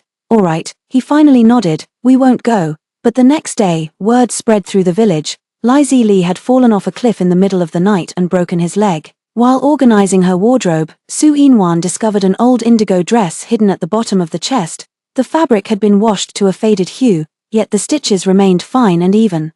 With a small cluster of camellias embroidered at the collar, clearly once cherished with great care. "What is this?" She cradled the dress in her hands, turning to look at Ju Yi, who was chopping firewood in the yard. The sound of the axe splitting wood came to an abrupt halt. Ju Yi's back visibly stiffened for a moment before he finally replied in a low voice, "That was my mother's." Su Yinwan's fingertips lightly brushed over the cluster of camellias. There was a loose thread at the stamen. As if something had snagged it. "Let me mend it for you," she said softly. Ju Yi turned abruptly, his brows furrowed tightly. "The wounds on your back haven't healed yet. Don't bother. I often did this kind of work at the Shiz's residence." Su Yinwan smiled, her fingers unconsciously rubbing the cuff of her sleeve. There was a faint scar there, left by an embroidery needle piercing through years ago. "It wasn't mended well, don't mind it." Ju Yi stared at her for a long while before finally nodding in silence. That night under the oil lamp, Su Yinwan unpicked the frayed embroidery and twisted new threads of similar hue. Ju Yi sat opposite her, sharpening his hunting knife, glancing up at her from time to time. The warm yellow light haloed her eyelashes, casting a small shadow, pursing her lips. She focused intently on threading the needle, her fingers dancing swiftly as that cluster of camellias gradually regained its vivid appearance. "All right," shaking out the dress, she suddenly let out a surprised her. Several small characters were embroidered on the inner side of the lapel. "May my child be safe and joyful." Ju Yi's breathing noticeably grew heavier. "Your mother must have loved you dearly," Su Yinwan said softly. Ju Yi stared at those words, his voice hoarse. "I was only 10 when she left." Su Yinwan's heart trembled. She remembered being sold into the Marquis's household at 8, without even getting to see her mother one last time. "Mother," she blurted out instinctively, then suddenly bit her tongue. Those memories were too painful. This wasn't the time to bring them up. A rough, calloused hand suddenly reached over and placed a candied fruit before her. "Sweet," Ju Yi said gruffly, "eat it and go to sleep." After the spring began, Ju Yi brought back a bolt of coarse cloth from town. "This is for you." He placed the fabric on the table, his ears turning red. "For making clothes." Su Yinwan ran her fingers over the thick cotton cloth, her eyes growing moist. Back at the heir's residence, she had always worn second-hand clothes bestowed by Mu Xinyao, precious fabrics that were too thin, leaving her ill from the cold every winter. Shall I make one for you too?" She mustered the courage to ask. Ju Yi was visibly stunned, his bronze skin flushing a suspicious shade of red. No need. My needlework is quite good," Su Yinwan insisted with rare stubbornness. "Your hunting robe is worn through." 3 days later, Ju Yi received the first garment ever made specifically for him. The dark brown coarse cloth was tailored into a neat short jacket, yet the collar and cuffs concealed clever details. Scraps of fabric were used to create cloud-patterned edging, with stitches so tight they could repel rain. Even more remarkable was the waistband, pieced together from fabric remnants to form a mountain range motif, both sturdy and distinctive. "There's still some material left." Su Yinwan handed him a hair ribbon, its indigo base embroidered with silver-gray wolf fur patterns. "This is for tying your hair." Ju Yi took the ribbon, his fingertips accidentally brushing the back of her hand. Both shuddered simultaneously. Su Yinwan hastily withdrew her hand, while Ju Yi clenched the ribbon tightly, as if grasping some priceless treasure. The next day, the village was abuzz with gossip. "Ju Mutu, where'd you get these clothes?" The hunter Zhong boomed. "This stitching, even the town's embroiderers couldn't make something this fine." Ju Yi kept a straight face and didn't answer, but he stood ramrod straight, making sure no one missed the exquisite cloud-patterned trim. Auntie Wang was the first to come knocking. She clutched a piece of red silk, standing awkwardly at the courtyard gate. "Miss Su, I heard you're skilled with needlework. My daughter's getting married. Could you help make a wedding dress? We can discuss the payment." Su Yinwan froze. Back at the Marquis's residence, no matter how exquisite her embroidery was, it had only ever served as a backdrop to Mu Xinyao's work. Even making clothes for Ju Yi had merely been to repay a debt of gratitude. Who would have thought someone would specially seek her out to make a wedding dress? "I've never made a wedding dress before," she admitted truthfully. "Just make something." Aunt Wang shoved the red silk into her hands. "When village girls get married, they're lucky to wear anything red at all. Who cares about fancy details?" Su Yinwan ran her fingers over the smooth silk, suddenly remembering how she'd fled with nothing but her injuries. Gritting her teeth, she said, "I'll try. And I won't charge you." Smoke and mist intertwined like a gluttonous feast, painting the sky with chaotic hues. 3 days later, Aunt Wang held up the wedding dress, and tears streamed down her face in an instant. On the crimson wedding gown, Su Inwan had embroidered 100 sons and 1,000 grandsons pattern with golden threads.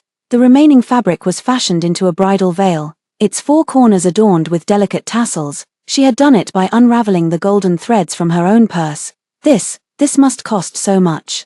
Aunt Wang trembled as she reached for her purse. Su Inwan quickly waved her hands. We agreed it's free, and besides, you've always taken such good care of me. Aunt Wang absolutely refused to accept this, and in the end forcibly pressed 20 copper coins into her hand. That evening, when Juyi returned home, he found a neat little pile of copper coins on the table. Su Inwan's eyes sparkled. I earned these. Her cheeks flushed pink. Like a little squirrel that had finally stored enough food for winter, Juyi Sadam's apple bobbed as he suddenly turned and walked out the door. Wait a moment. A short while later, he returned carrying a plump wild hare, extra dish for the table. Auntie Wang was a chatterbox on her daughter's wedding day. She practically wanted to announce it to the whole world. Gradually, more and more people sought Su Inwan for her needlework, strangely enough. The villagers always paid her exceptionally well. Granny Li had her mend an old coat and gave her 50 coppers. Uncle Zhao insisted on paying 30 coppers just for a pair of shoe insoles, until one day, when Su Inwan went to the stream to wash clothes and overheard two village women chatting. That Juyi fellow came by the other day with 2 pheasants again, insisting I give his wife more business. You don't say. My husband mentioned that Ju the hunter's been slipping game meat to every household, just to get folks to visit Miss Su for her needlework. Su Inwan crouched by the stream, her washing mallet slipping from her grasp with a loud plop into the water. That evening, Juyi returned home with his usual hunt, only to find a steaming hot meal already laid out on the table: braised rabbit meat, stir-fried wild vegetables, mushroom soup, and even a pot of wine. Su Inwan stood by the stove wearing an apron, her cheeks flushed from the heat. Wash your hands and eat. Juyi froze at the doorway, his ears red enough to drip blood. At the table, Su Inwan picked the plumpest rabbit leg for him. From now on, stop delivering game to the villagers. Clatter. Juyi's chopsticks fell. I earn enough money to get by, Su Inwan murmured into her rice bowl. Her voice as faint as a mosquito's hum. Your hunting is so exhausting. Moonlight filtered through the window lattice, illuminating their flushed earlobes. Juyi entered the mountains before dawn. When Su Inwan woke up, the courtyard was already piled with freshly cut timber, still carrying the crisp scent of mountain dew. Juyi, bare-chested with muscles rippling across his sweat-glistened back, was swinging an axe to split logs into planks. What's all this for? She stood by the door, the morning breeze lifting her unbound hair, wiping his sweat. Juyi answered succinctly. The shop. 3 days later, the abandoned tea shack at the village entrance was completely transformed. The sturdy and spacious storefront, built from logs, now bore a camphorwood plaque beneath its eaves, carved meticulously with a hunting knife by Juyi. The words Su Family Tailor stood bold and powerful in their rugged strokes, pushing open the carved wooden door. Inside stood a sewing table Juyi had worked through the night to craft. Its surface was polished smooth as a mirror, yet the edges were carefully rounded lest she bump her elbows. The most delightful touch was by the window, a coarse earthenware jar holding several branches of wild mountain peach blossoms, their pink-white petals still glistening with morning dew. Brother Ju, Su Inwan's fingertips lightly brushed the petals, her throat tightening. Juyi turned his face away. The tips of his ears faintly red, just picked them in passing. Clothes didn't need mending every day, so Su Inwan began making finished garments to sell. Beyond ordinary outer robes and narrow-sleeved work clothes, she even made aprons. At first, the villagers paid little attention. Ordinary clothes were one thing, but who would specially buy an apron? Yet Miss Su's garments were different, for areas prone to wear and tear like elbows and knees. Su Yin would secretly add an extra layer of patterned durable fabric. She intentionally sewed 2 hidden pockets at the waist to hold needles, thread, or copper coins.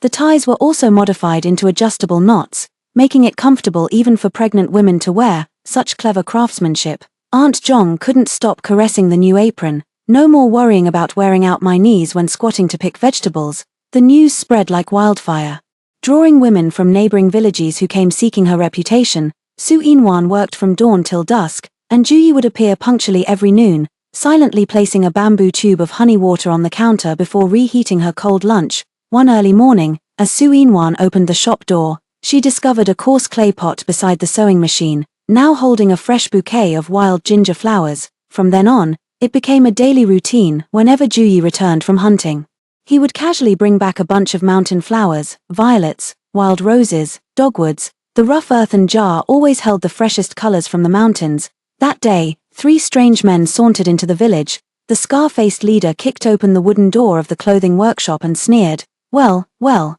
if it isn't the little miss who ran away from the heir's mansion." The needle in Su Inwan's hand snapped with a sharp crack. "Heard you're quite skilled at serving men." The scar-faced man leered as he closed in. "What's the matter? Tired of being the young Master Xie's plaything? So now you're playing the chaste martyr in this backwater town?" The regulars behind the counter paled. One woman moved to intervene, but her companion held her back firmly. This gang was notorious in town, even the local authorities couldn't touch them. Su Inwan's fingernails dug into her palms as she was about to speak when suddenly, a sharp whoosh cut through the air outside the door. An arrow grazed past the scar-faced man's ear and thudded into the doorpost with a thunk, its shaft quivering relentlessly. "Get lost." Ji stood at the entrance unnoticed, his hunting bow fully drawn, a second arrow aimed straight at the scar-faced man's throat. Sunlight streamed in from behind him, casting a beast-like shadow on the ground. The scar-faced man forced a cold laugh. "Hunter Ju. To oppose the Green Dragon gang for some worthless woman, you." Whoosh. Ju remained silent, drawing his bow and knocking an arrow.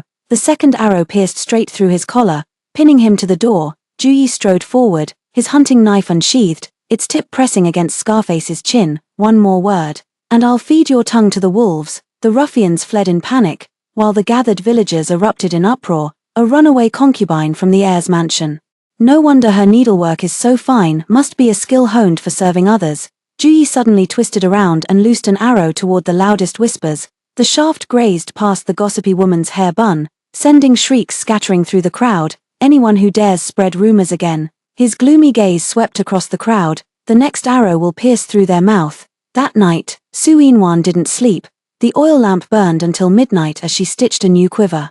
Needle and thread in hand, the dark blue satin was embroidered with silver cloud patterns, lined with soft deerskin, and she carefully sewed waterproof oilcloth at the arrow compartments.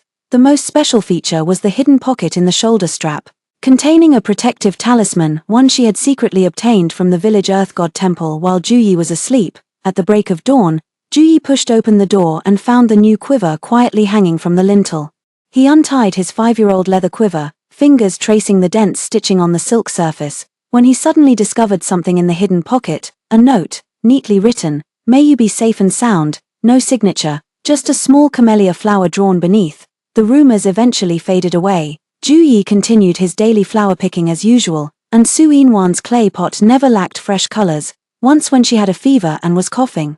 The jar was filled with dried wild chrysanthemums the next day. The village elders said it could clear heat from the body. They never spoke of the past, not of the nightmares in the prince's mansion, nor why the hunter lived alone in the deep mountains, and least of all about the Prince Xie mentioned by the local ruffian that day. But on the night of the start of autumn, when the two shared a sesame cake, Juyi's rough fingertips accidentally brushed against the back of her hand.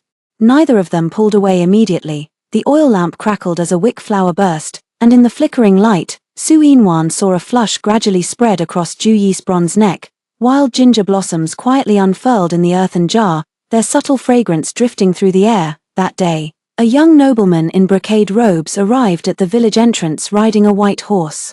Xie Zun reined in his horse by the stream, gazing from afar at the small shop bearing a wooden sign that read, "Su Family Tailor." In front of the shop, Su Inwan was bent over measuring a young child, her fingers pinching the soft tape measure against the child's shoulders, her eyes curved into gentle crescents. It was a smile Xie Zun had never seen before. For 5 years in the prince's residence, she had always kept her head bowed, even stifling her sobs by biting her lips, but now, she was smiling so radiantly, the winter sunlight catching on her hair and gilding it with a soft golden halo. A sudden warmth splashed onto the back of his hand. Xie Zun froze, then raised his hand to touch his face, only to realize he had shed tears. "Good sir, need some tailoring." A passing woodcutter eyed him curiously. Xie Zun suddenly snapped back to reality, hastily wiping his face. "How's the craftsmanship of that tailor shop's owner, Owner Su?" The woodcutter raised his thumb.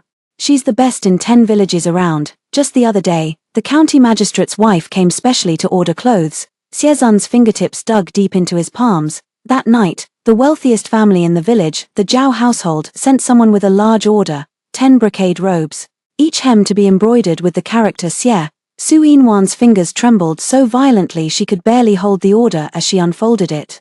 She'd recognize that forceful handwriting even if it were burned to ashes. It was Xie Zun's. "Shopkeeper Su," the Zhao family servant asked uncertainly. "This order, I can't take it." Her voice was terrifyingly calm. "Please go back and tell your honored guest." The candlelight beside her cast a burning brightness in her eyes. "The dead don't take jobs from the living." After the servant left, Su Yinwan held the order close to the candle flame, as the flames licked the corner of the paper.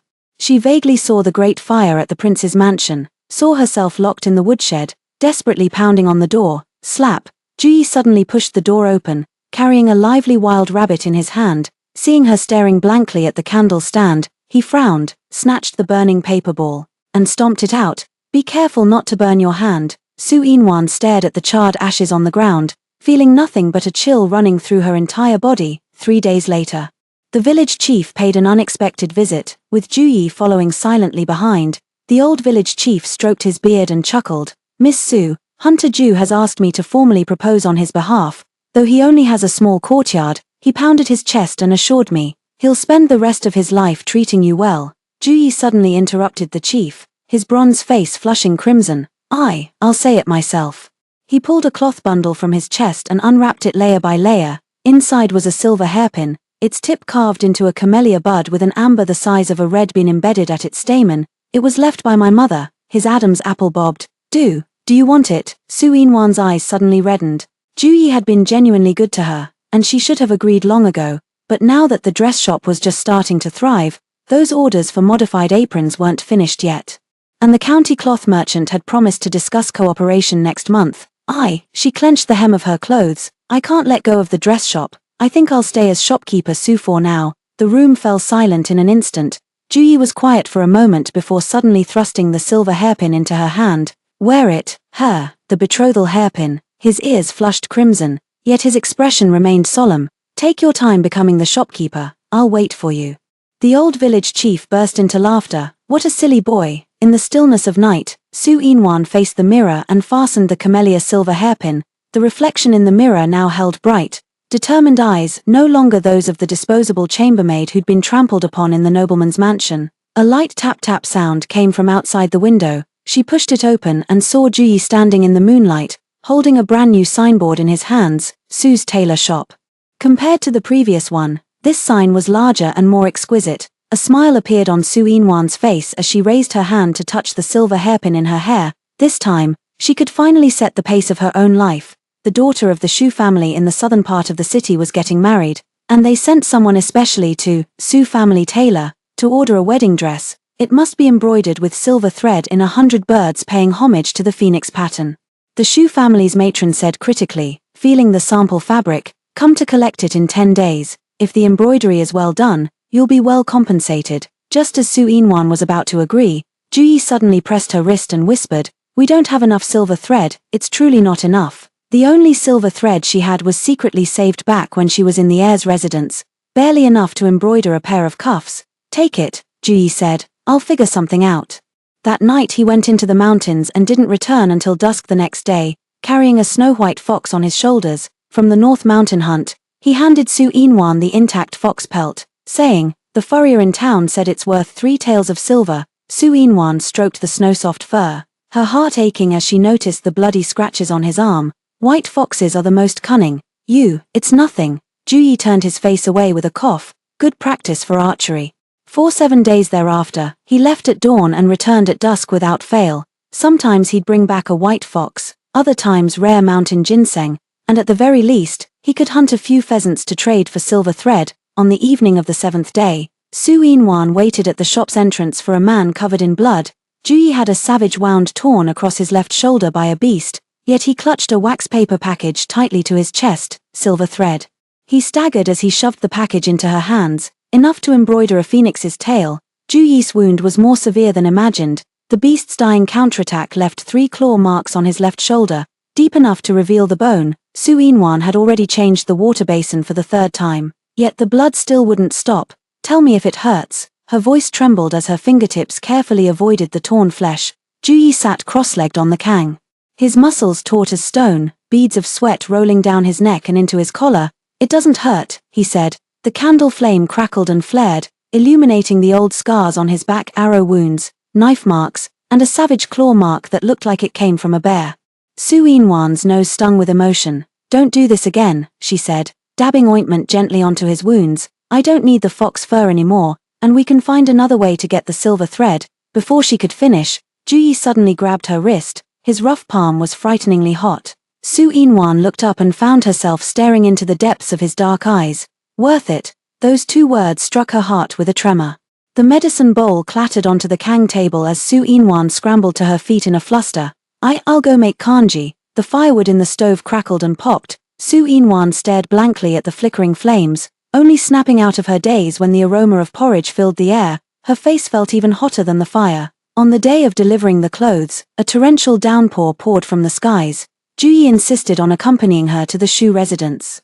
The two sharing a single tung oil umbrella, raindrops splashed on the bluestone pavement as Su Yinwan carefully cradled the bundle containing her wedding dress. Suddenly realizing her shoulders remained completely dry, the umbrella was tilted entirely toward her side. Ju Yi's left half was already soaked through, rainwater dripping from his jawline into his collar, yet he seemed utterly unaware. "Brother Ju," she quietly tried to push the umbrella toward him. "Don't move."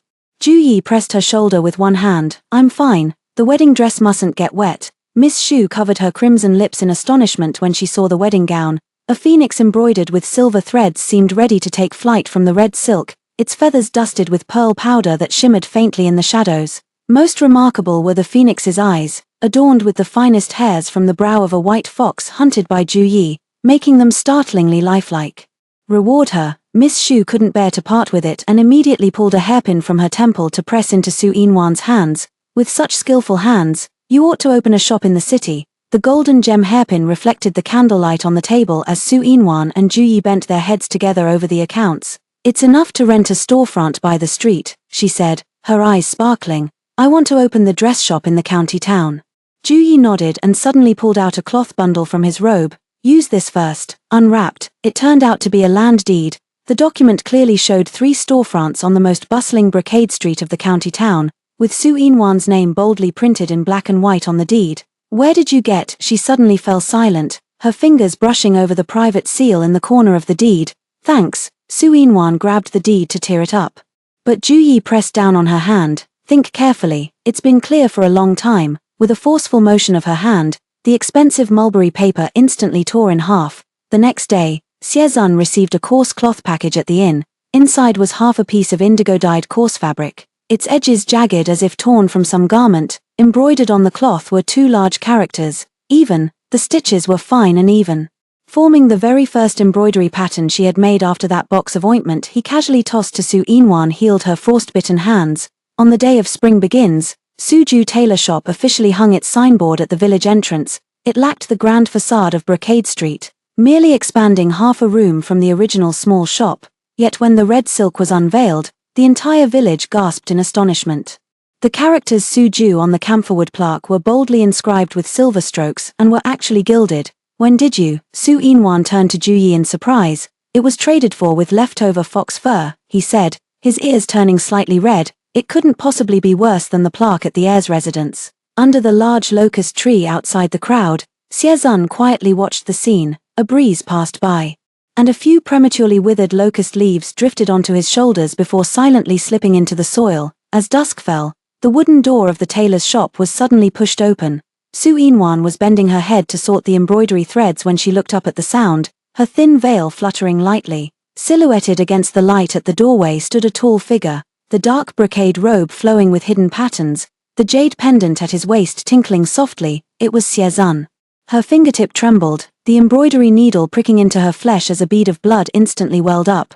"Shopkeeper, fetch my clothes." Xie Zun approached slowly, his gaze sharp as a blade, scraping inch by inch across her face veiled in thin gauze. Su Yinwan lowered her eyes, hiding her injured fingers in her sleeves. "You've mistaken me for someone else, sir. The owner is out, I'm just a helper." Xie Zun suddenly let out a cold laugh and yanked off her veil. In the candlelight, that familiar face looked fuller than before, the corners of her brows and eyes no longer timid, leaving only a quiet stubbornness. "Helper." His thumb brushed against her chin. "When did people from the prince's residence stoop to assisting country bumpkins?" The back door of the shop creaked open as Ju Yi entered carrying a bundle of new fabric. Spotting the scene, he immediately rushed forward, shielding Su Yinwan behind him. "Sir, Is there a problem? Xie narrowed his eyes. His gaze shifting between the two, Ju Yi's coarse clothes were still flecked with wood shavings, his cuffs worn white, yet Su Yinwan's hand clung tightly to that frayed hem as if grasping a lifeline. Get out, Xie said softly. Ju Yi remained completely still. Good, very good. Xie curled his lips into a smile as his gaze swept over the two of them. Su Yinwan instinctively wanted to step back, but Ju Yi grasped her hand and shielded her behind him. This action made Xie inhale sharply, but to Su Yinwan's surprise, he said nothing at all and strode away with large steps. Ju Yi hurriedly checked her entire body, but Su Yinwan remained staring blankly at the doorway, knowing Xie all too well. This matter would certainly not end here, as expected. 3 days later, a group of masked thugs stormed into the dress shop, smashing the embroidery frames and tearing apart the half-finished garments. Su Yinwan desperately shielded the box containing the orders, only to be shoved against a cabinet corner, her forehead immediately bleeding from the impact. Stop it! Ju Yi's arrow arrived before he did, piercing the leader's sleeve and pinning the thug to the door with a single shot. Amid the chaos, he took a heavy blow to his back but still managed to reclaim the stolen money pouch, snapping the wrist of his ambusher in retaliation. Su Yinwan didn't even pause to wipe the blood from her face, grabbing a pair of scissors to rush forward when suddenly the hairs on her nape stood on end. From the tea house across the street, Xie leaned against the railing, gazing down with an unsettling turbulence in his eyes. Their eyes met, and he unexpectedly curled his lips, silently mouthing the words, "Come back." That night, Xie barged directly into the small courtyard. Su Yinwan was applying medicine to the bruises on Ju Yi's back. Seeing him enter, she instinctively shielded Ju Yi with her body. This action completely enraged Xie. He grabbed her wrist tightly. "Come back with me." "On what grounds? Mu Xinyao is already dead," he practically roared. "No one will bully you anymore." Su Yinwan suddenly laughed, but her eyes were icy cold. "Without you, I would never have been bullied in the first place." Xie's breath hitched, his grip unconsciously tightening. "I'll give you status. Give you wealth and honor. No more need to force smiles for mere pennies." "Status?" She arched an eyebrow. "As your official consort." Xie instinctively frowned, the words slipping out. "Don't push your luck." The air instantly solidified. Su Yinwan pried his fingers open one by one. "See, you wouldn't even lie to me." She turned and took a wooden box from under the pillow, pouring out a pile of copper coins and broken silver. "This is what I earned stitch by stitch, every coin clean." Su Yinwan then pointed to the clothing workshop outside the window. "That was built brick by Ju Yi and me, every inch solid." Finally, she pressed a hand to her chest. "And this place hasn't needed the young master's charity for a long time now." Moonlight spilled over the windowsill, and only then did Xie notice that the jade bracelet he had once gifted her was no longer on her wrist. Instead, she wore a red string, knotted with a wooden camellia, identical to the one on Ju Yi's quiver. On the night Xie left, the town saw its first snowfall of the year. He stood by the inn's window, watching the lamplight from the tailor's shop across the street burn through the night. Through the thin paper window, he could make out two figures sitting close, one bending to thread a needle, the other holding an embroidery frame, occasionally exchanging a quiet smile. A secret report from the covert guards lay on the desk. The Su family and Hunter Ju have exchanged betrothal cards. With the wedding to be held on an auspicious date, the wine jug was hurled, shattering with a clang against the wall. Xie, eyes bloodshot, grabbed his sword but froze as he stepped over the threshold. In the snow, a trail of footprints stretched from the tailor's shop to the inn's entrance, where an embroidered handkerchief lay at the end. On the plain white silk, a crimson thread embroidered a camellia blossom at the brink of fading. Xie intercepted Ju Yi by the stream. The hunter carried a freshly killed deer on his shoulder, its antlers still glistening with morning dew. Seeing Xie blocking his path, he silently lowered his prey and rested a hand on the hunting knife at his waist. "Name your price." Xie cut straight to the point, pulling out a stack of silver notes from his sleeve. "How much to let her go?" The howling mountain wind abruptly fell silent. A rare flash of anger crossed Ju Yi's bronze face as he stared at Xie for a long moment before suddenly laughing. "What do you take Su Yinwan for?" "A deer," he shrugged, his words unusually barbed. "Or just an object." Xie's jaw tightened. "She was always mine." "Yours." Ju Yi picked up his hunting knife, using the tip to flip open the stack of silver notes, watching the papers flutter into the stream, where on her body is your name branded. The stream water soaked through the banknote, dissolving the vermilion seal into what looked like a pool of blood. Xie narrowed his eyes. "She is indeed beautiful. But she's served others before." He deliberately lowered his voice. "As men, can you truly not mind at all?" The words were like a poisoned dagger, aimed precisely at the most vulnerable spot. Any ordinary man hearing this would feel a pang in his heart, even if his face showed nothing. But Ju Yi merely shook his head, his gaze almost pitying. No wonder she has nightmares every night, preferring death to returning. You, Xiezun flew into a rage, his hand gripping his sword hilt. Only to see the hunter turn away, hoist the deer onto his shoulders, and stride toward the village. His back was straight as a pine, as if what he just heard was nothing more than a dog's bark. This disregard was more infuriating than any provocation.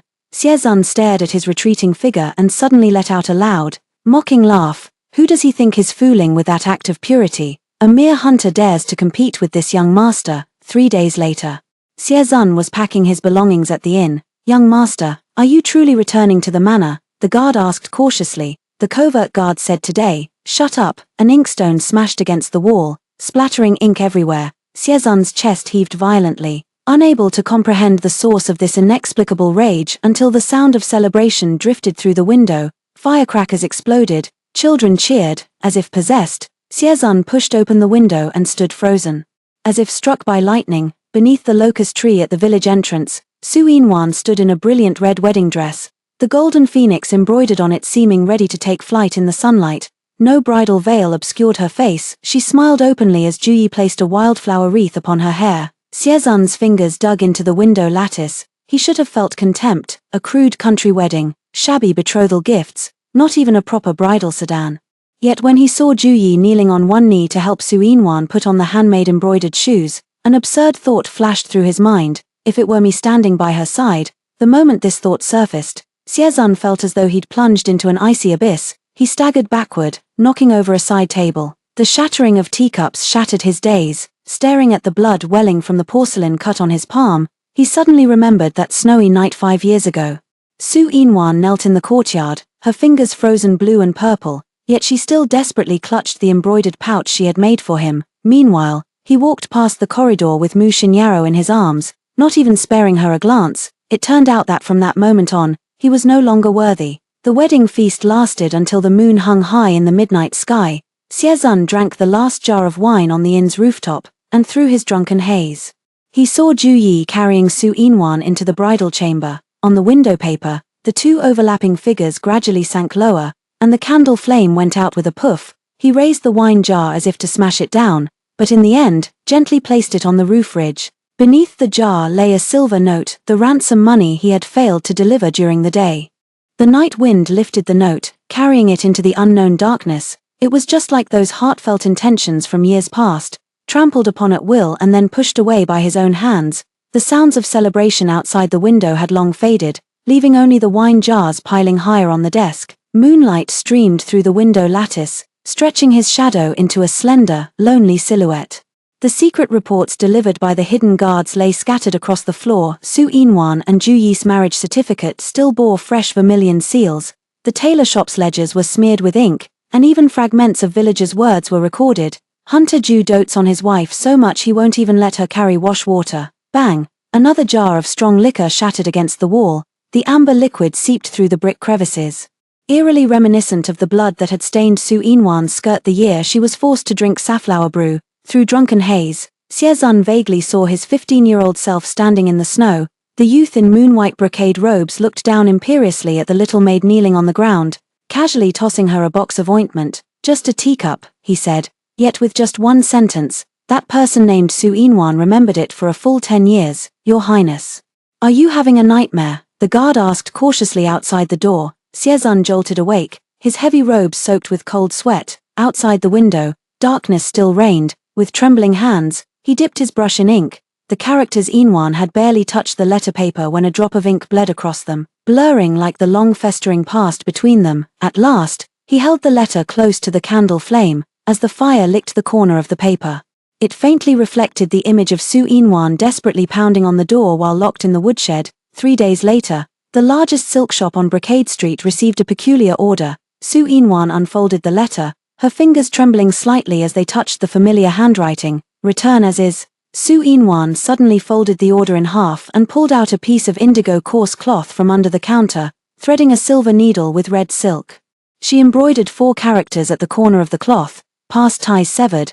Ju Yi appeared behind her at some unknown moment, I'll deliver it. He lifted the bundle, the hunting knife at his waist glinting coldly. Wait, Su Inwan suddenly called out to him, then lowered her head to add a line of small characters to the cloth corner. When Ju Yi saw what she'd written, a flicker of complexity crossed his face, but in the end, he simply ruffled her hair. That night, Xie Zun sat in the inn, rubbing the returned coarse cloth between his fingers. In the candlelight, the words past bonds severed cut like a blade, yet the line may you be well stitched at the corner of the cloth suddenly reddened his eyes. He recalled Su Inwan kneeling in the snow to embroider her first pouch for him. Hidden within its patterns had been the same blessing. Prepare the horses. He tore the jade pendant from his waist and tossed it to the guard. We ride for the northern frontier at dawn. On the day he left the capital, Xie Zun found himself inexplicably detouring to the village entrance. In the morning mist, the tailor shop had just removed its door panels. Su Inwan stood on tiptoe, wiping the plaque beneath the eaves. Ju Yi supported her waist with one hand. Sunlight pierced through the fog, making the four gilded characters Suju tailors glow brilliantly. A little higher on the left, Su Inwan's voice drifted with the wind, carrying a lightness Xie Zun had never heard before. As she turned to wipe Ju Yi's sweat, a glint of silver flashed from the hairpin in her tresses. It was that very engagement hairpin carved with camellias. Xie Zun's fists clenched until his knuckles cracked. He should have stormed in and smashed that eyesore of a plaque. Should have pointed his sword at Ju Yi's throat to declare his sovereignty. But when he saw Su Inwan smiling as she dodged Ju Yi's stolen kiss, all his fury turned to the metallic taste of blood in his throat. Let's go, he said hoarsely to his guard. Beneath the heir's seal in the ancestral hall lay a petition letter. The old matriarch's dragonhead cane struck the ground heavily when she saw the words voluntarily requesting removal of nobility title. Utterly foolish. For the sake of a mere maid, the wind and snow of the northern frontier cut deeper than the capital's chill. Xie Zun exchanged his brocade robes for iron armor. In his third year at the border, he led 100 cavalrymen charging into a sea of flames during a night raid by enemy forces. As the arrow pierced through his breastplate, he inexplicably recalled the frost-laden lashes of Su Inwan kneeling in punishment upon the snow. He gazed at the heavy snow swirling outside the tent and suddenly smiled. In this life of mine, it seems I've finally done one thing right. When sorting through his belongings, his aide found a faded embroidered handkerchief hidden between layers of his armor. On the plain white silk, the red threads of the camellia flowers had long since faded, yet the two characters Yin Wn in the corner remained as clear as new. Also discovered was a handwritten journal, its final page bearing smudged ink. The snow in the northern frontier is truly heavy, reminding me of that umbrella I never held for her that year. The world says I've failed all under heaven. Yet they know not what all under heaven truly means. It was but a single tear, uncaught on some winter's night. When news of his death reached the capital, Su Inwan was teaching village girls to embroider. Outside the window, a petal from Ju Yi's newly planted camellia drifted down in the wind, alighting upon her unfinished embroidery frame. Su Inwan sat before the embroidery frame, a silver needle dancing between her fingertips. A decade had passed in the blink of an eye. The once timid maidservant in the prince's mansion was now the renowned Madame Su, famed across 3 provinces. Mother, a little girl with twin buns came bouncing into the embroidery room, clutching freshly picked wildflowers. Look, they're just like the ones you embroidered. Setting aside her needlework, Su Inwan drew her daughter into her arms. The little girl excitedly pointed at the camellia on the embroidery frame, then compared it to the wildflowers she had picked herself, her dark, sparkling eyes brimming with wonder. Over the years, the 2 children she and Ju Yi had adopted had grown up. The eldest son followed Ju Yi to learn horseback riding and archery, while the younger daughter clung to her all day long, learning embroidery. Madam, the merchant caravan from Yuju has arrived, the maid announced softly outside the door. They've brought 3 chests of peacock gold thread, said to be specially ordered by Master Ju. Su Inwan's fingers paused momentarily, and the corners of her lips lifted unconsciously. Ever since their Suju garment workshop established its footing in the county town 3 years ago, Ju Yi had begun organizing merchant caravans to sell her embroideries to more distant places. Mother, the little girl suddenly looked up, pointing at the camellia patterns covering the embroidery frame. Why do you always embroider these? The camellia tree in the corner of the courtyard rustled in the wind, a few petals spiraling down onto the windowsill. Su Inwan gazed out the window at the wild camellia Ju Yi had dug up from the deep mountains 10 years ago, now grown taller than a person. She remembered how his hands were covered in mud, yet he carefully cradled the roots. Because, she was about to answer when suddenly the courtyard gate creaked open. In the morning light, Ju Yi strode in with a white fox slung over his shoulder, his dark martial attire still damp with mountain dew. Seeing his wife and daughter in the embroidery room, the stern lines of his face instantly softened. He pulled an oil paper package from his robe and placed it on the stone table. "It's the most fashionable Osman Thus candy in town, Dad." The little girl cheered and rushed over. Ju-yi picked up his daughter with one hand while keeping the other behind his back. The tips of his ears slightly reddening, Su In-wan walked into the courtyard. Sure enough, he was hiding a freshly picked wild camellia behind his back, its petals still glistening with morning dew. For 10 years, through winter's chill and summer's heat, he never failed to bring back a bundle of mountain flowers. The earthenware vase never knew a day without fresh blooms. The caravan departs for the western regions the day after tomorrow. Ju-yi handed her the flowers, his fingertips brushing unintentionally against the red string around her wrist. "This journey will take 3 months." Su In-wan accepted the bouquet. When she fled the heir's mansion years ago, she never imagined she'd one day live like this, someone remembering her love for honeyed water, someone planting camellias for her, and someone willing to travel 1,000 miles just to let the phoenix patterns she embroidered blossom in foreign lands, as twilight enveloped the world. Su In-wan packed Ju-yi's traveling bags by lamplight. The quiver had grown old, its silver-threaded wolf fur embroidery somewhat faded, yet she still remembered how this silent hunter had once used his feathered arrows to drive off the ruffians, standing protectively before her when they first met. "Take more dried ginger this time." She tucked the medicine pouch into the bundle's inner layer. "The western frontier is windy and sandy. Your throat can't handle the cold." Ju-yi stood behind her, suddenly reaching out to still her busy fingers, the calluses from years of drawing a bow rubbed against the back of her hand warm and steady. He said nothing, merely taking out a wooden box from his bosom. Inside lay a pair of white jade bracelets, carved with a pattern of intertwined camellia branches. "Got them on the road," he said in a flat tone, though his gaze was tender. "They'd look lovely on you." On the day the merchant caravan set off, the county dock was packed with people. Ju-yi lifted his eldest son onto the horse's back, then turned to see Su In-wan hurrying over with her skirt gathered in hand, the white jade hairpin he'd given her gleaming in her hair. Ju-yi carefully tucked the protective talisman close to his chest before suddenly leaning down to whisper something in her ear. Su In-wan's face flushed instantly, and she lightly punched his shoulder amidst the teasing laughter of the watching women. The eldest son pretended not to notice his parents' intimacy, focusing on adjusting the saddle, while their little daughter clapped her hands and cheered.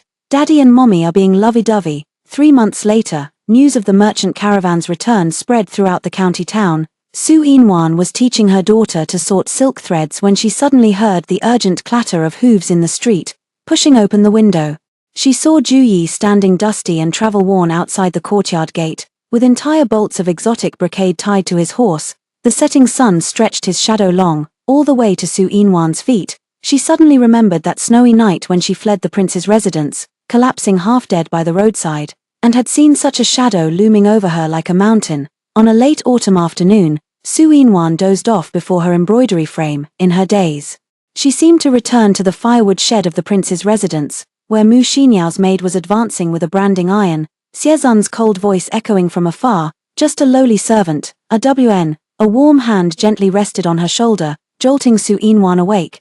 Ju-yi had returned unnoticed and was draping a white fox fur cloak over her. Outside the window, camellias bloomed in full splendor, their petals drifting onto her unfinished embroidery frame.